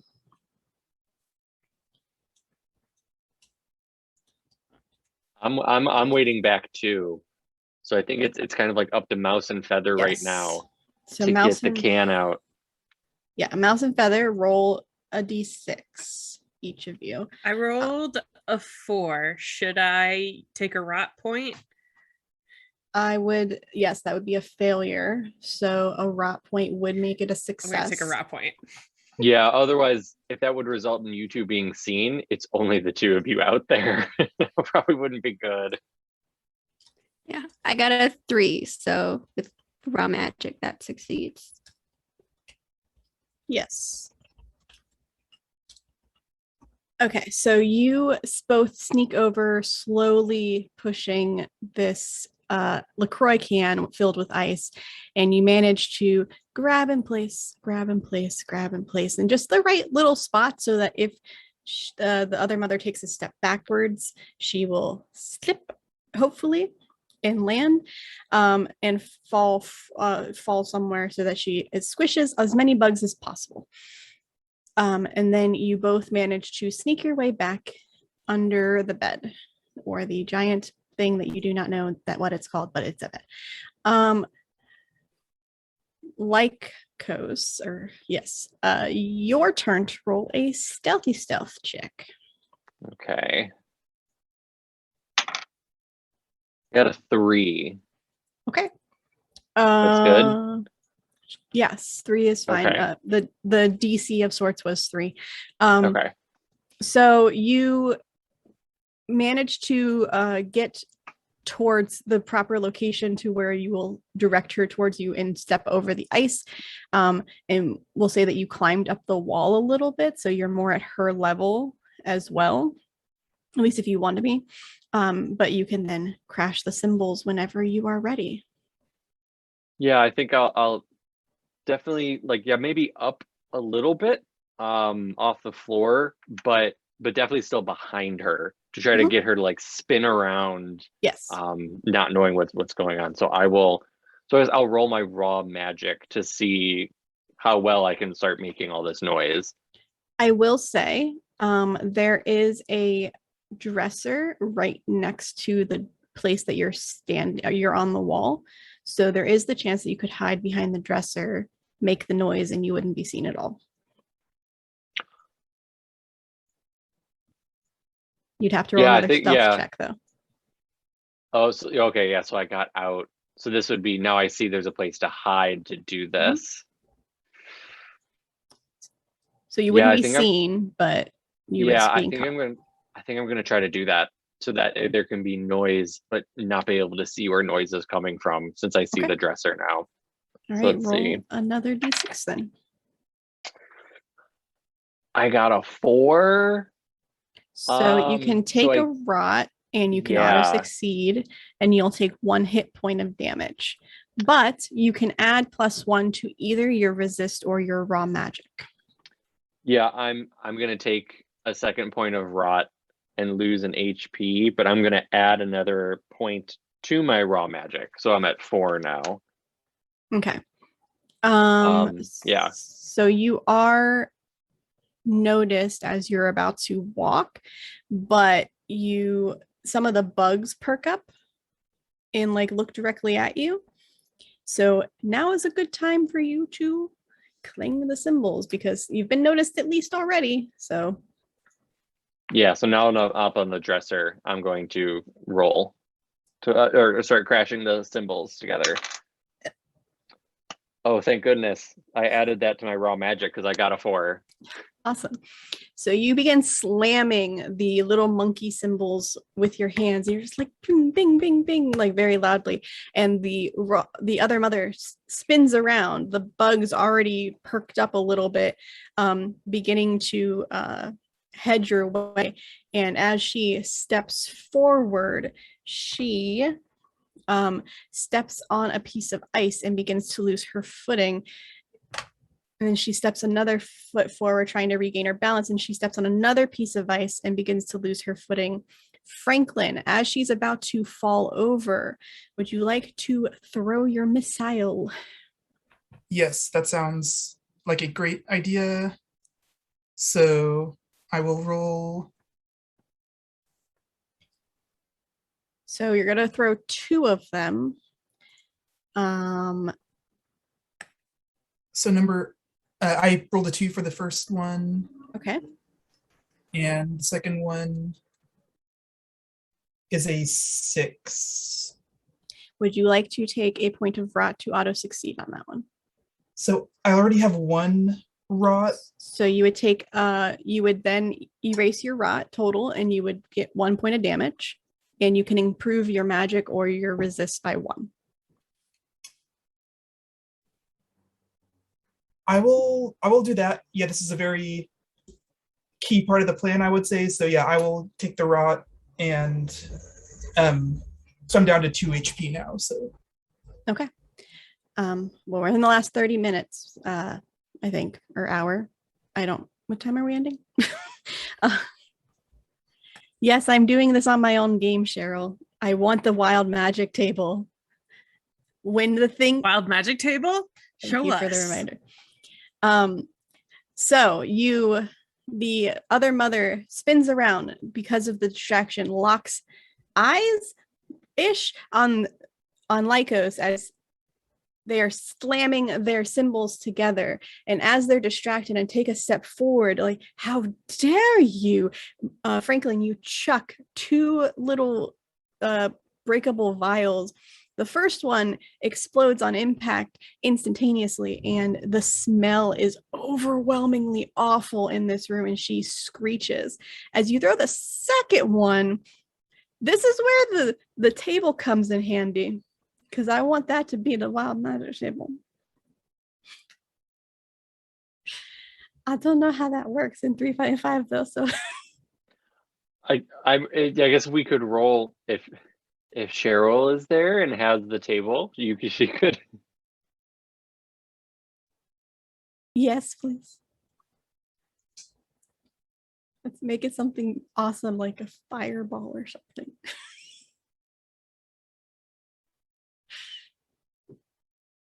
That would really change our plans. It'd also be very dangerous for you also.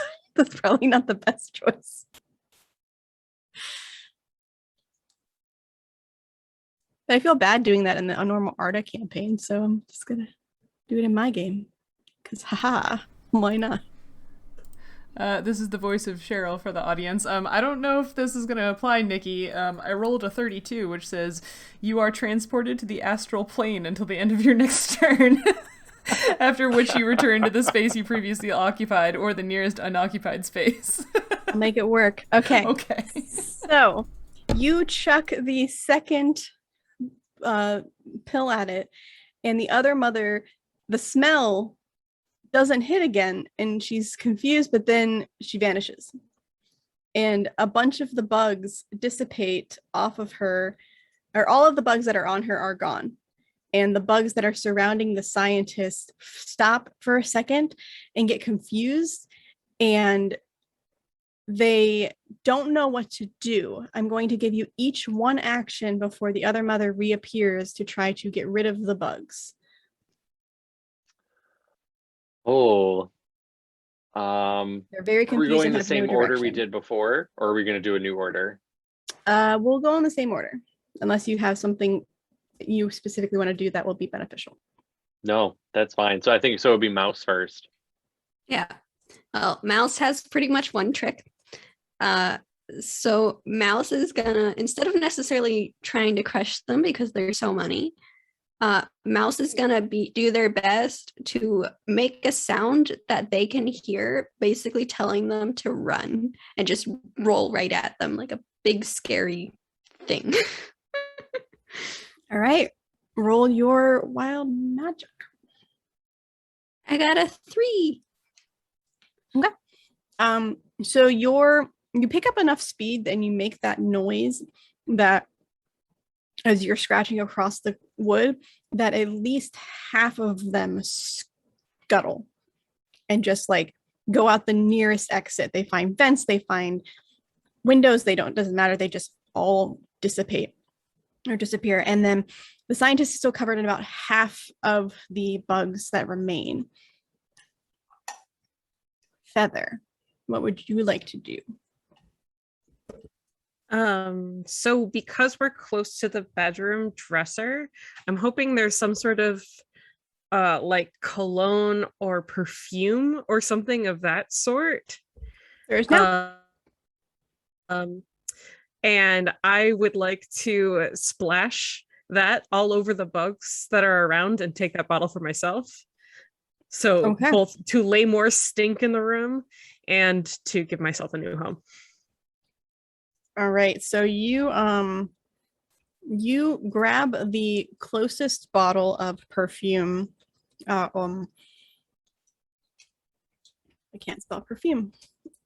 You go to grab the closest bottle of perfume, and it is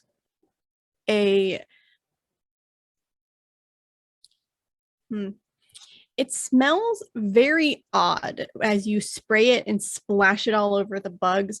It almost has like a mix of rose, but like with grass for some reason. Like it seems like it was like a gift that nobody understood what was going on, and they mixed too many things together. So it smells very strange, especially intermixed with the smell that Franklin had thrown earlier.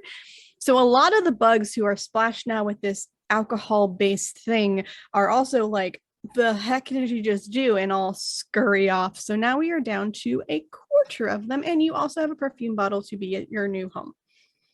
Yes. Is it a fancy ornate bottle? Sure. Why not? It's the fanciest of fancy. You threw the cheap one at them and then kept the fancy one for yourself. So Lykos, what are you doing? I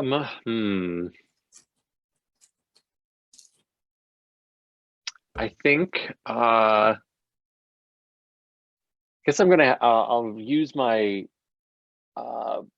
my speed to crawl over to the corner of the room where the scientist is, and then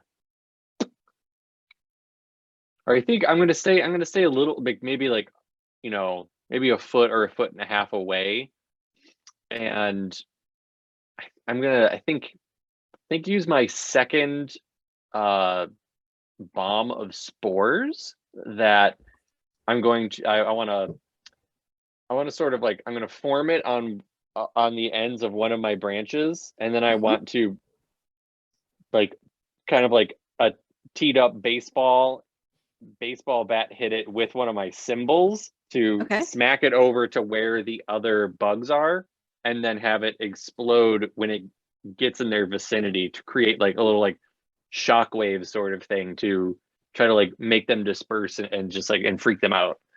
All right, roll your raw magic. Got a 2. Okay. You throw the spore pile that you create and you hit it just at the right angle with your symbol. It makes a little noise against it that's kind of muffled, and then it goes Geronimo, and then lands directly in the thing as it explodes in a bunch of spores covering all of the bugs and the scientist, but it doesn't affect the scientist because this has happened to them before. They know what's going on, and they're also a little still concerned and confused and like thinking that they're delirious because there's moss moving. And the rest of the bugs dissipate and scurry away. So the scientist is huddled in the corner by themselves, and you have one more action, Franklin, before the other mother reappears. So there are no other bugs in the room currently? There are no bugs. They've all Okay. been run away. Awesome. So I will use my action to move closer to the scientist, if that's possible from where I am at right now. Yep, that's more than you can move free. That's fine, and you can still have an action. And the room is still pretty stinky. I have three of the stink bombs left.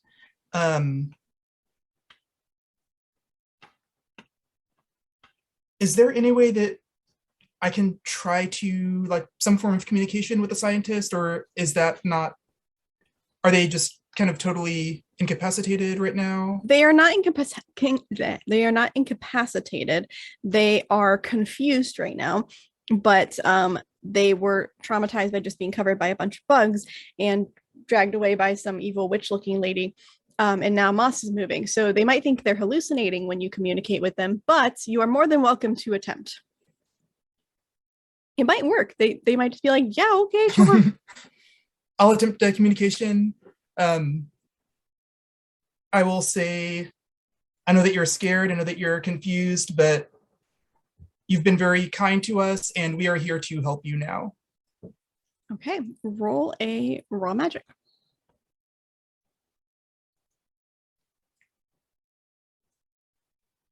Okay, I rolled a 6, so that's not You probably can not. take a point of rot.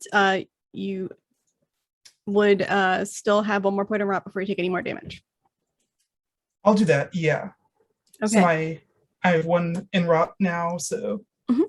now I've 1 in So- rot. So As your voice echoes through all of you here, Franklin, and you're not sure if the scientist will understand you, but the scientist looks directly at you for a second, Franklin. And this is the first time you're seeing their features.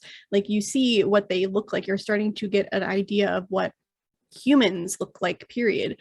But you don't know the difference between one and another, since this is the first one you've seen other than the other mother. And they're like, oh, okay.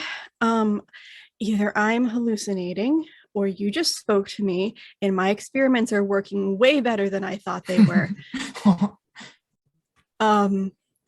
Okay, yeah, let's go. And then they'll get up and they will pick all 4 of you up.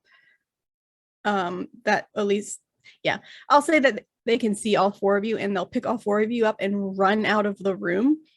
And as the door is closing behind them, the other mother reappears in the bedroom alone without a scientist. So the scientist begins to run. The other mother, you hear scream because it smells so terrible in here. And she lost half of her bug army, and she is very confused and very annoyed. So she begins to she is distracted for a good while, and the scientist runs back to we'll say he runs to his lab for a second, and he is digging. He puts you all down on the floor, not really sure what's happening, and he starts digging around through all of his things, and he's like, okay, I got this. And they pull out a baseball bat. As you all are ready to face the other mother once again, and wait, and you wait. And then the other mother doesn't appear because Shortly after she stepped forward, she fell again on the ice that was also left. And then she stabbed her toe into the LaCroix can that was cut open. And she just got really, really annoyed. So she's like, this isn't worth it. Screw you, Moss. I tried to help, but whatever. And then she just poofs out of existence temporarily for real.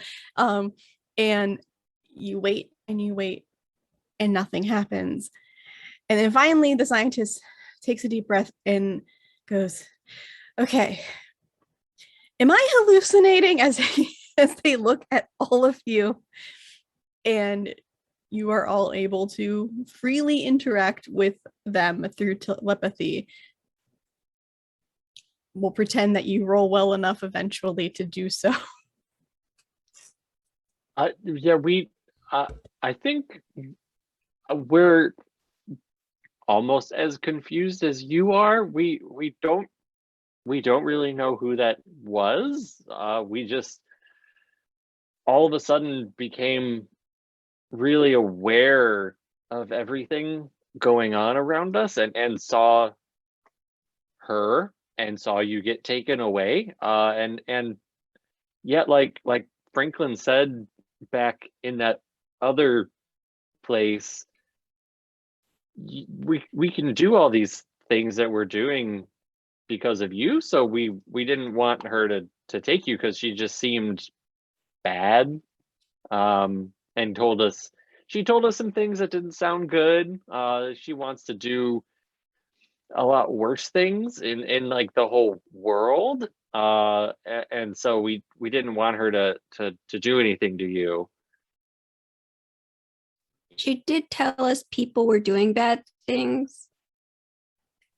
Is that scientists? Like, are all of you guys people too? It's a lot of different names for you guys. Huh. So he slumps to the ground so that they're closer to your level. And yes, I am a people or a human, I guess would be the technical. God, I'm talking to Moss.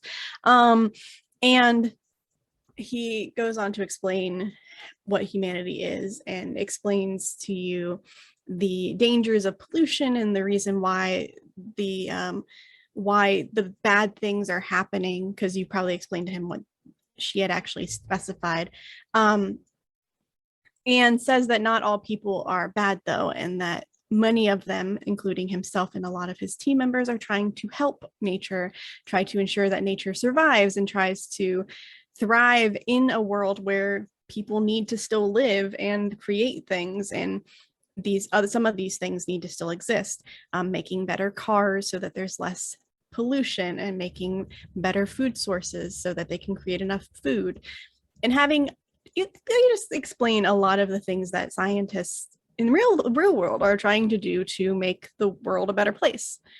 And eventually you guys understand a little bit more about what's going on, and they decide that if you want to stay, you are more than welcome, but because you are sentient beings, he also gives you the option to leave if you choose to, because he doesn't want to keep you here without your consent now that he knows that you can provide consent. So this is where we will go into what each of you do now that you have your choice of freedom or staying. Who wants to go first? I guess I can go first. I think Lykos, I mean, hearing about and learning more about like what's bad out there, but also that there's people trying to, make things better, reverse things, help out the whole world.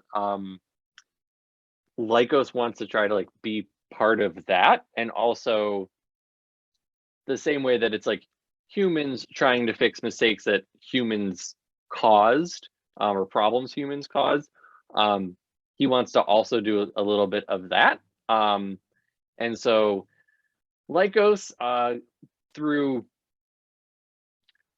whatever means that we won't even try to explain, makes his way back to Paris, France, where his deep dark secret happened long ago, at least in his lifespan, or in their lifespan, I should say, where their spores that are so flammable actually are what sparked and started the fire that burned down Notre Dame in Paris in 2019. And they've always felt really bad about that. They were aware that that happened. And so learning about like people mistakes and then trying to do things to fix them, Lykos goes back to try to fix their own mistake, and kind of settles in around Notre Dame and starts basically establishes themselves there and is working towards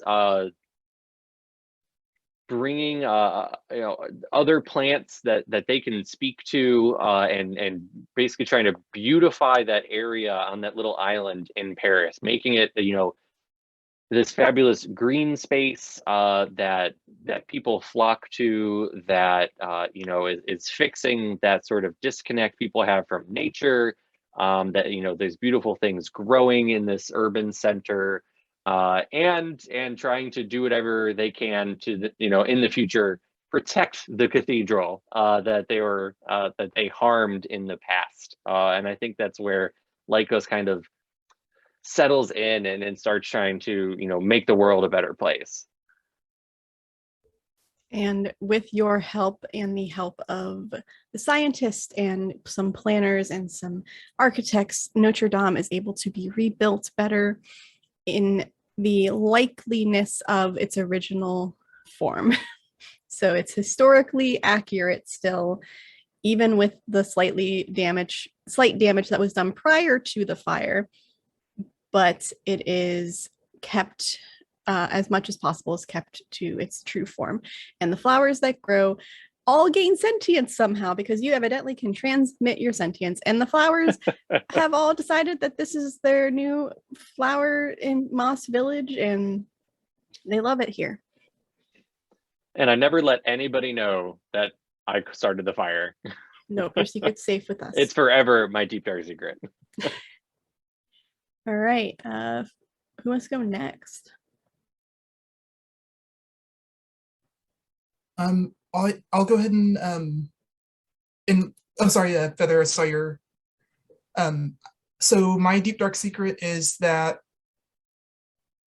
there was a big scientific discovery that was found using me in the lab, but the researchers couldn't get their findings published because the reviewers didn't believe it. It was like such a amazing discovery and breakthrough and everything.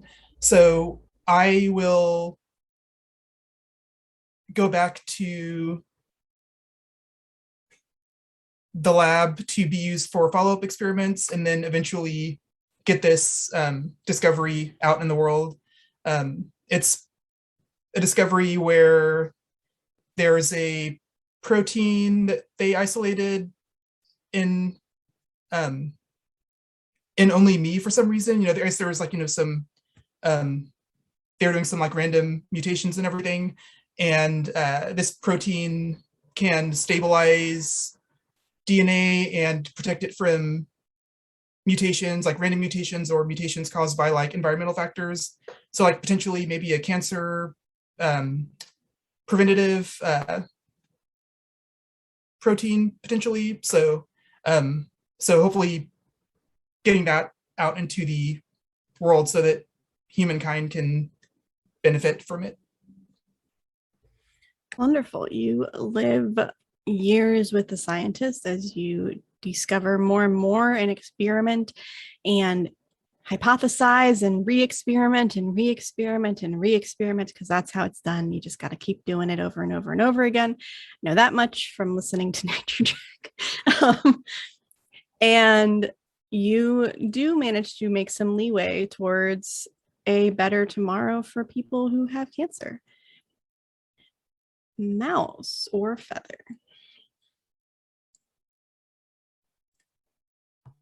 Okay. So as we know, Mouse is from Alaska and is very into being a speed demon. So I think Mouse is gonna work with the scientist to get back to Alaska, but learning about, ice melt and all the issues up that way in the Arctic, Mouse is gonna kind of try and aid the scientist because Mouse can live up there all the time and probably find things that the scientist wouldn't be able to get to. So Mouse will be working with a scientist or the scientist, I don't know, on that. But also Mouse was just very excited to get to ride in a car and probably a helicopter and just go really fast. And Mouse also, just as stated, just likes to annoy the scientist from time to time. So if the sentience can spread to the flowers, the sentience might also spread to some of the other glacier mice, which are said to move in herds. And they just keep moving slightly. No, the others don't make their sentience known, and they all move in really weird patterns just to confuse any scientist trying to study it. Just for some fun on occasion. In real life, they do move around a little bit, and they do move not necessarily downhill, not necessarily with the wind, but more with like ice melt and stuff like that. So now they're just really moving wildly. Did you just see it move? It moved in real time. I'm so confused. Yes, so the scientist takes you to Alaska, and there is a team of scientists up there for other reasons, but at least one of them does work with plants and is studying the glacier mice. And it takes a really long time to get that scientist to believe this your scientist when they explain that, hey, I have a sentient plant, and they're like, are you okay? But eventually, between communication and you surprising them by speaking and moving on your own, they agree that, like, okay, well, as long as you're helpful, I guess I can use this, not realizing you're going to play pranks on him and mess up some of his data. But the other scientists are very confused when they hear this glacier mouse scientist talking to themselves in the other room. But they don't question it, because sometimes when you're in a cold place for a really long time, you just got to talk to yourself to make it go by. I wouldn't know. I'm from Florida, but I'm assuming that's what it's like. It doesn't mess up all the data, just occasionally to confuse them. You just need to like mark the ones to ignore, like ignore these ones. All right. Feather, what do you do? Initially, Feather requests that the scientist to be dropped off at the nearest place with a variety of like minerals, water and sparkling water to sample. And I assume gets dropped off at like a high-end liquor store with different mixers. And after having sampled all of the water available to offer, Feather realizes this is all bottled from somewhere. And so this is the point at which Feather reaches out to the other mother, I assume by some psychic method, and they get into maybe a little bit of ecoterrorism or something. or we can frame that nicer. We can say enlist the help of the other mother to stop people from bottling water from Feather's home spring. All right.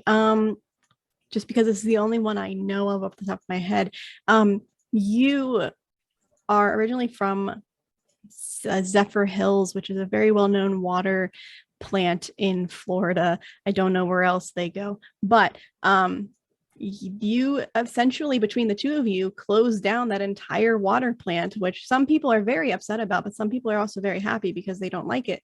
So it's a win-win, lose-win. It's whatever. Though many people secretly wished you would close the Dasani found place, because Dasani isn't water and it's gross. We're on it, plant by plant. Coke We is can, a lot harder to take down than a small water plant company. But yes, you do join the other mother. You explain, you guys talk, and you realize that she's not purely evil. She just needs to be redirected sometimes. She's a little extreme in her methods of communication. And with your help and guidance, you take things down in the appropriate way that won't make it so that everybody wants to destroy you and her.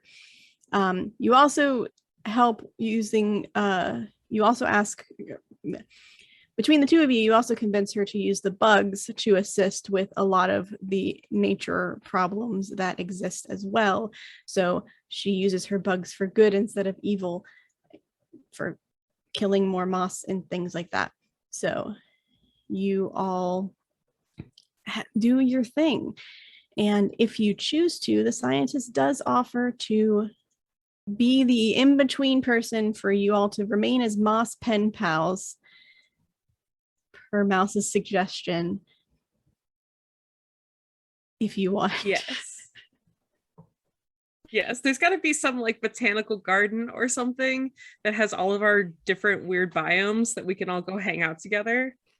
Start an underground secret sentient moss society. Yes. This Yes. is true. Do we recruit new mosses? Sure. What is the Save name the of your world. secret moss society? Is it just M.O.S.S? It just stands for something. You just don't know what. Nobody knows what it stands for. It's just that's what it is. Yeah.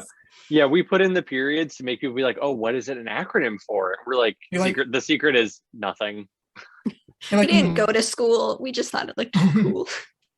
like Moss Only Secret Society or something, or like Perfect. something like I love that. Moss. Awesome. Moss only. Yes, I use actually the really word like within the acronym. So the Moss Only Secret Society, aka Moss, Moss.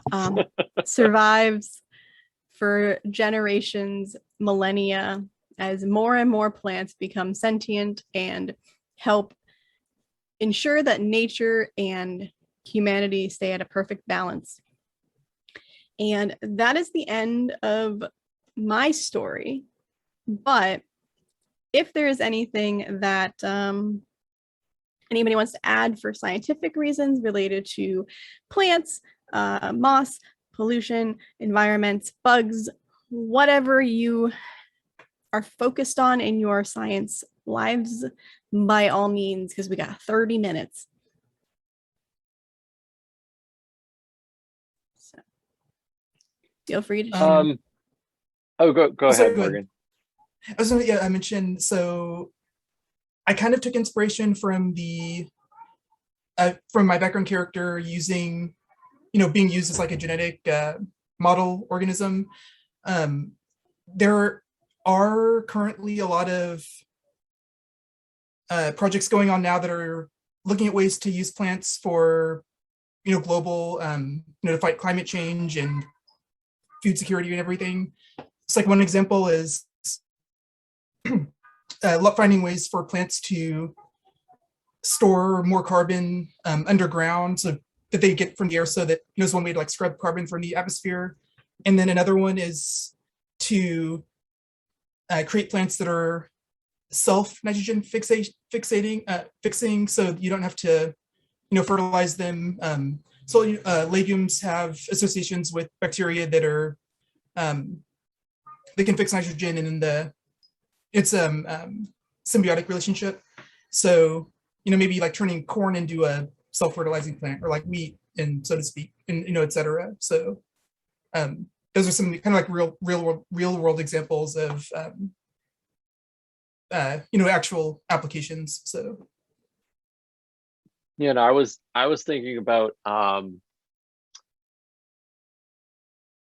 the Feather's after story of becoming an eco-terrorist with the other mother, but that like slowly turning more towards good. And with my experience being more around insects, being an entomologist, And you mentioned like the other mother and her insects.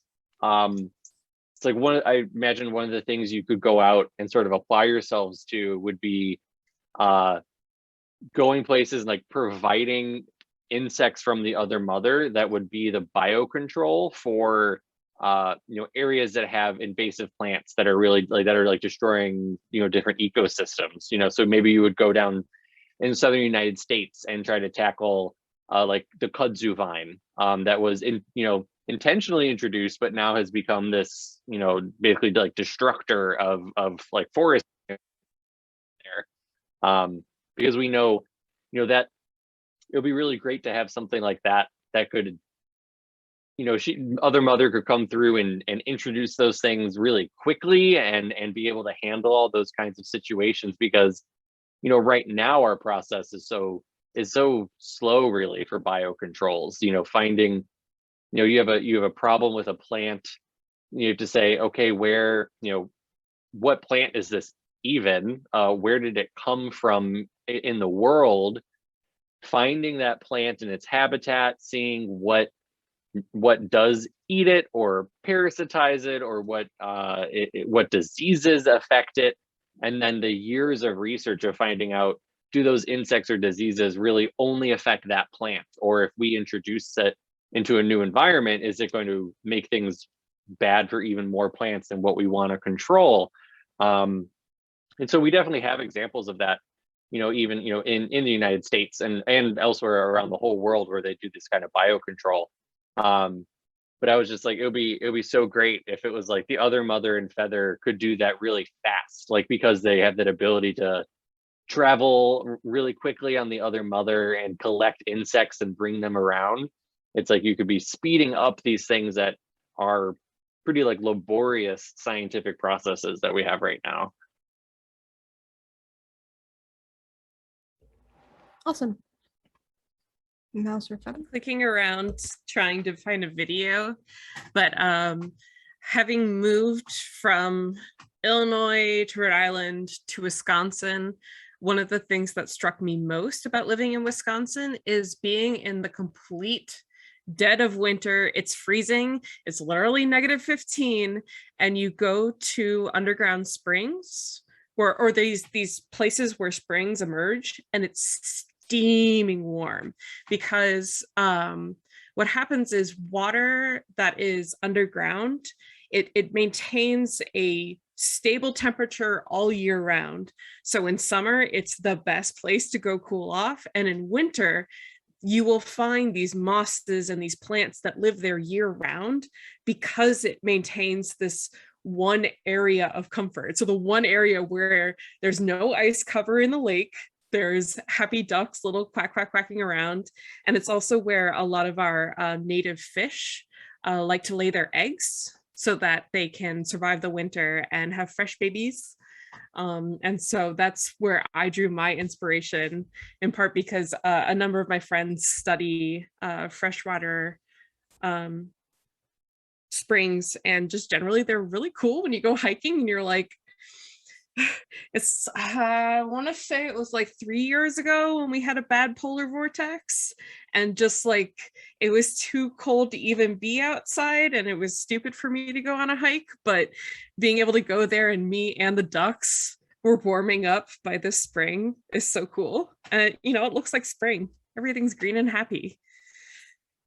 So that's my science bit that inspired me, and a cat demon who wants to help. Yeah, I can mention a little bit for my inspiration for mouse and Mouse's ending. As a PhD student, I just started, but I will be spending time studying plant fungal interactions in the Alaskan tundra and the impacts of climate change on that. So it was kind of fun to choose a moss from an area that I will actively be studying. I might not be studying the glacier mice, but I will be looking around in that area, and there's definitely plenty of moss up there. So it was kind of fun to just put mouse back out there. Maybe I'll stumble into them one day, get very confused by them. Yeah, and we were talking about in our chat is it'd be really nice if the other mother could just come by and grab a bunch of the invasive insects, like the lanternfly and the hemlock woolly adelgid, and just have them join her army and just leave. That would be really lovely. Also just thinking about like integrative pest management on farms. It'd be great if the other mother could just send, the parasitic wasps to different farms throughout the year. It'd be wonderful. They could also get rid of the wasps in my window at my apartment complex because the apartment complex isn't. So use your powers for good, not evil. Okay. Nice to be able to, remove things that may have an impact on people in such a way that they're just simply relocated, rather than, I feel like the intervention is always, killing whatever is present there. Like there's yellow jackets or something, and they're like, we have to kill them, they're dangerous. And it's like, so yeah, so that can be necessary at times for people who may have, allergies, and so they'll have real like medical concerns. But if we had ways that those sorts of things could just be relocated into spots where they're no longer a threat to people rather than killed, it's like that'd be so awesome. Like if that was what the other mother could do, those kinds of relocations. Because I feel like people are always, there's whole businesses and people are always really concerned about just catching and relocating like honeybees that get in the walls of their house, when it's, here in the United States and North America, it's not that bee is a European bee, and it's here to be part of agriculture and was brought by colonists, settlers. And so, and then that doesn't extend to all of our native species. Like when you have a yellow jacket or something, no one thinks about, is there a way to relocate these things rather than kill them? And it'd be great to be, to have a service. Obviously we don't have the other mother, but to have ways to relocate those things, because they do so many beneficial things in the environment. Since I don't have any allergies, I've had 2 yellow jacket nests around my front yard all summer long. And I've never had to basically a bad interaction with them at all. And since I'm not worried, like I said, about allergies, and I don't use power lawn equipment that is usually what disturbs them from the vibration and the smell, that it's like I've been able to just coexist with them. And I know they're hunting caterpillars in my garden to raise their young and all these things all the time. And I get so many benefits from them. And it'll be great if we were able to maintain that more, relocating things versus killing things, and learning how to be part of the system that we're in, rather than always trying to like push nature away from us.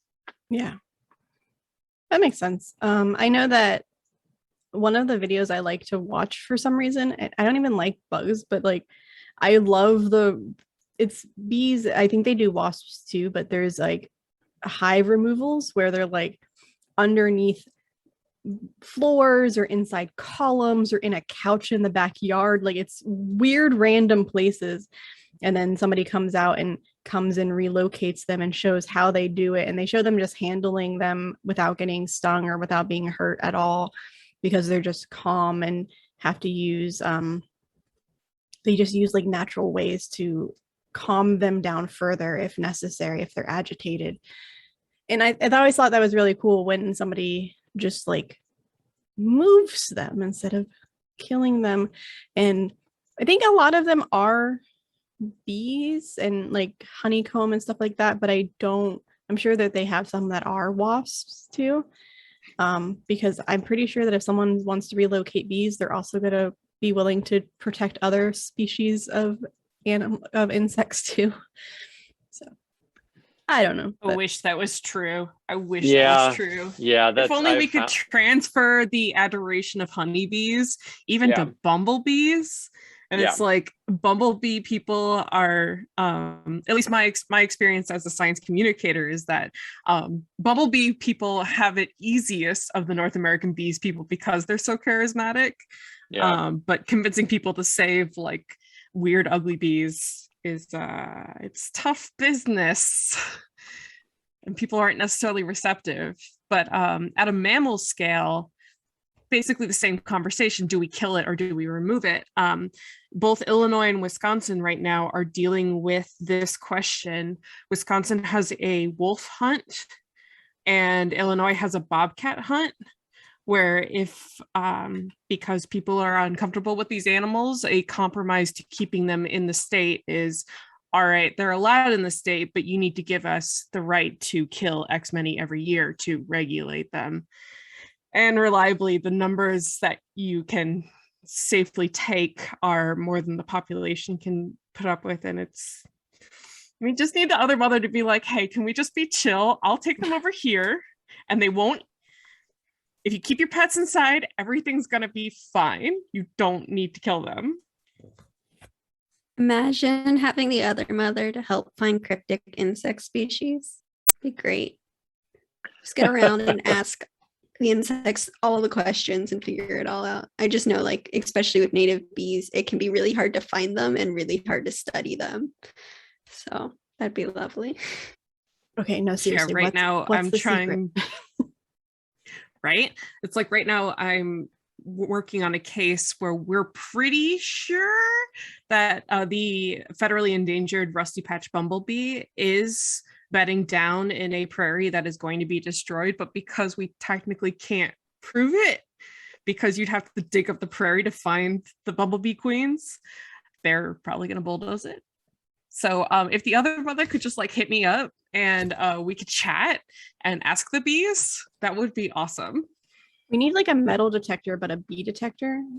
They just like apparently there are dogs that can be trained to do that. Oh yeah, dogs can be trained to sniff out like anything. I mean, we have one in Pennsylvania now that sniffs out spotted lanternfly. So when they're like searching for it, or like they need to inspect rail cars or whatever, it's like moving between counties that are under quarantine, like they have dogs being trained to detect all those kinds of things now. So it's, yeah, you think you definitely could. That would be awesome. I'm impressed that they have dogs that are trained to tell when your sugar is high. Yeah. I'm just like, Yeah, so just how? There's a disease of orange trees out in California, Florida, Texas, that dogs can actually like detect the diseased trees with a like 90% efficacy rate. Like it's like really amazing. It's like almost like a magical, they're like magical beings. It's amazing. Yeah. Dogs can also be trained to sniff out truffles, which is fun. Well, on that note, why doesn't before we have everybody say where they can be found and all of that jazz, we did play the game called Mossy Mechanic by Cinta Posadas. This is the 4th edition of a Planted Tea RPG. It is an itch.io game. You can look up Mossy Mechanics, or Sheryl can, there it is. Sheryl provided the link in the description. So go give them a check out if you enjoyed it. There were a few things that we tweaked along the way, but overall the basis of the characters all stayed the same in using that system. So it was a very fun system, and it's only $4. So support an indie TTRPG creator today, especially since Free RPG Day was yesterday, or the other day. And it's literally only one sheet, which is always a good selling point. Yeah, it's one sheet for the player and one sheet for the GM. Yeah, nice and simple. There's no like, and just like Nikki said, like easy to tweak to make things work for how you're playing. Yep. Also, who doesn't want to be Moss? Yep. All you need is a D6, some paper, and maybe some crayons if you want to color yourself in. Make your own Moss picture. All right. It's a green. Yes. Just green. Just scribble green. Done. Green blob. All right. Let's go around and say where we can find each other. Why don't we start? We'll go backwards, I think. Franklin, aka Morgan. This was so fun. Thank you for having me on. And like, I'm always down for TRPGs. So this is I had a really good time. And if this happens again, like that'd be awesome. So you can find me on Twitter at the Morgan Trail. So like the the Oregon Trail, but with Morgan in there. And yeah, if anyone's in New York City, I am doing science out here. So, maybe like a meetup or something at some point would be awesome. So. Mouse, aka Ilana. Yeah. Once again, I'm Ilana. My Twitter is at Ilana_Tzipora. I'm sorry, Hebrew names can be confusing to spell. But yeah, and you can also find me on my podcast, Clearly Natural, on all the socials. And yeah, this was a lot of fun to do. Thanks. Feather, aka Liz. Hey, all. This was super fun and delightful. You can find me on Twitter at chase_prairie, or on Instagram, because I'm difficult, at chase-prairie. One platform allows one the other, whatever. And you can find all the artwork I do and all the environmental outreach and all that fun stuff on those places. And otherwise, I'm in Wisconsin and Illinois. Come say hi. Touch a prairie. Ryan. I can be found. AKA Lykos. Yeah, I'm on Twitter. I'm Entemnine, which is a old like German declension word that is sort of at the root of the word entomology, which is where that comes from. That's down in the reference section below in the Nature Check Twitch channel that you're watching right now. I also play in our ARDA campaign, like I said, which is our repeating long-term D&D science campaign. In just a little while, at 7 o'clock Eastern, we'll be playing our 50th episode of ARDA. On Instagram, I am just at Ryan Gott. I don't have my handles synced up because I never thought about that. I made them so long ago. So I can be found there, just posting about horticulture and insects and plants and native plant gardening, which I do very, very heavily around my house. And you can, like I said, you can find me here most of the time, every other week doing ARDA. Awesome. And my name is Nikki. I was your plant master for the day. I am a pro GM, evidently, and get paid to do this sometimes offline. So that's cool. That's a new thing. You can also find me over at Beholder to No One on Twitter, which you can find my almost 2-year-old podcast, which has 3 shows, discussions, one-shots, and an actual play. We've finished we finished Behold Clearlight, which was a 26-episode series where we were in a mist-surrounded world. That monsters did exist and they were terrifying, but whether or not we survive, you have to listen to find out. And now we just started, we are on episode 3 officially of a new show called The Morning Blues, which is an Eberron-based game that's heavily inspired by Cowboy Bebop. So I'm enjoying the heck out of that. And I also, in the future, will have 2 new podcasts. One is called Dice Before Dawn, Phoenix by Night, which will be a Vampire the Masquerade game where I will be playing a Nosferatu.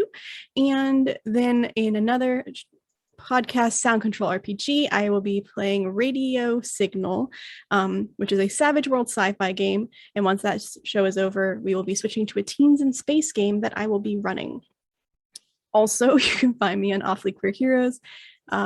Recently, we finished a 13-episode series that I DM'd for Uncaged Anthology, which is using female monsters, but not necessarily being the bad guys, which I absolutely love. There's over 100 different stories you can use where there are femme-based monsters from the D&D 5th edition manual that are trying to help, actually, and they're just misunderstood. And we are now starting on November 1st, officially releasing The Fall of Waterdeep, which I'm a player in. Lastly, I am in 2000 Tales every Friday at 9 p.m. Eastern. You can find me. We just finished a 4-part series that I DM'd while they were on hiatus, but we are going back to our Monster of the Week game where I play a 90s goth grunge, once ghost, now demon character named Karen. and doesn't understand the joke about Karens because she died in the 90s. But it is a lot of fun. I do a lot. So if you ever need me for editing or anything, you can find me on Beholder to No One. Cool. Thanks for letting me DM for you guys. This was fun. Thank Thanks you, for Nikki. DMing. Or garden mastering, I guess. Yes, GMing, sure. And now I hand it back to Sheryl. Yeah, and see, if you take a peek into the TRPG space anywhere online, you'll find Nikki. But I am so grateful to Nikki and Allie and Andrew for guest DMing or GMing, garden mastering for us today. And thank you so much to all the players. Y'all were amazing, and I loved this one shot. It gave me like Brave Little Toaster vibes, which I thought was super cute, and I loved it. So we are gonna go on like a 30-minute break so Ryan and I can have dinner. And then we're going to play Arda, the 50th episode, which is what this whole day was leading up to. Oh my goodness. The heroes are still in the desert. They're making their way out. We'll see what they get up to today. But yeah, we're going to go on that break. So please go get yourselves some dinner or whatever. I don't know if anybody from the UK is still watching. And we will be back at 7 p.m. Eastern. Thanks, everybody.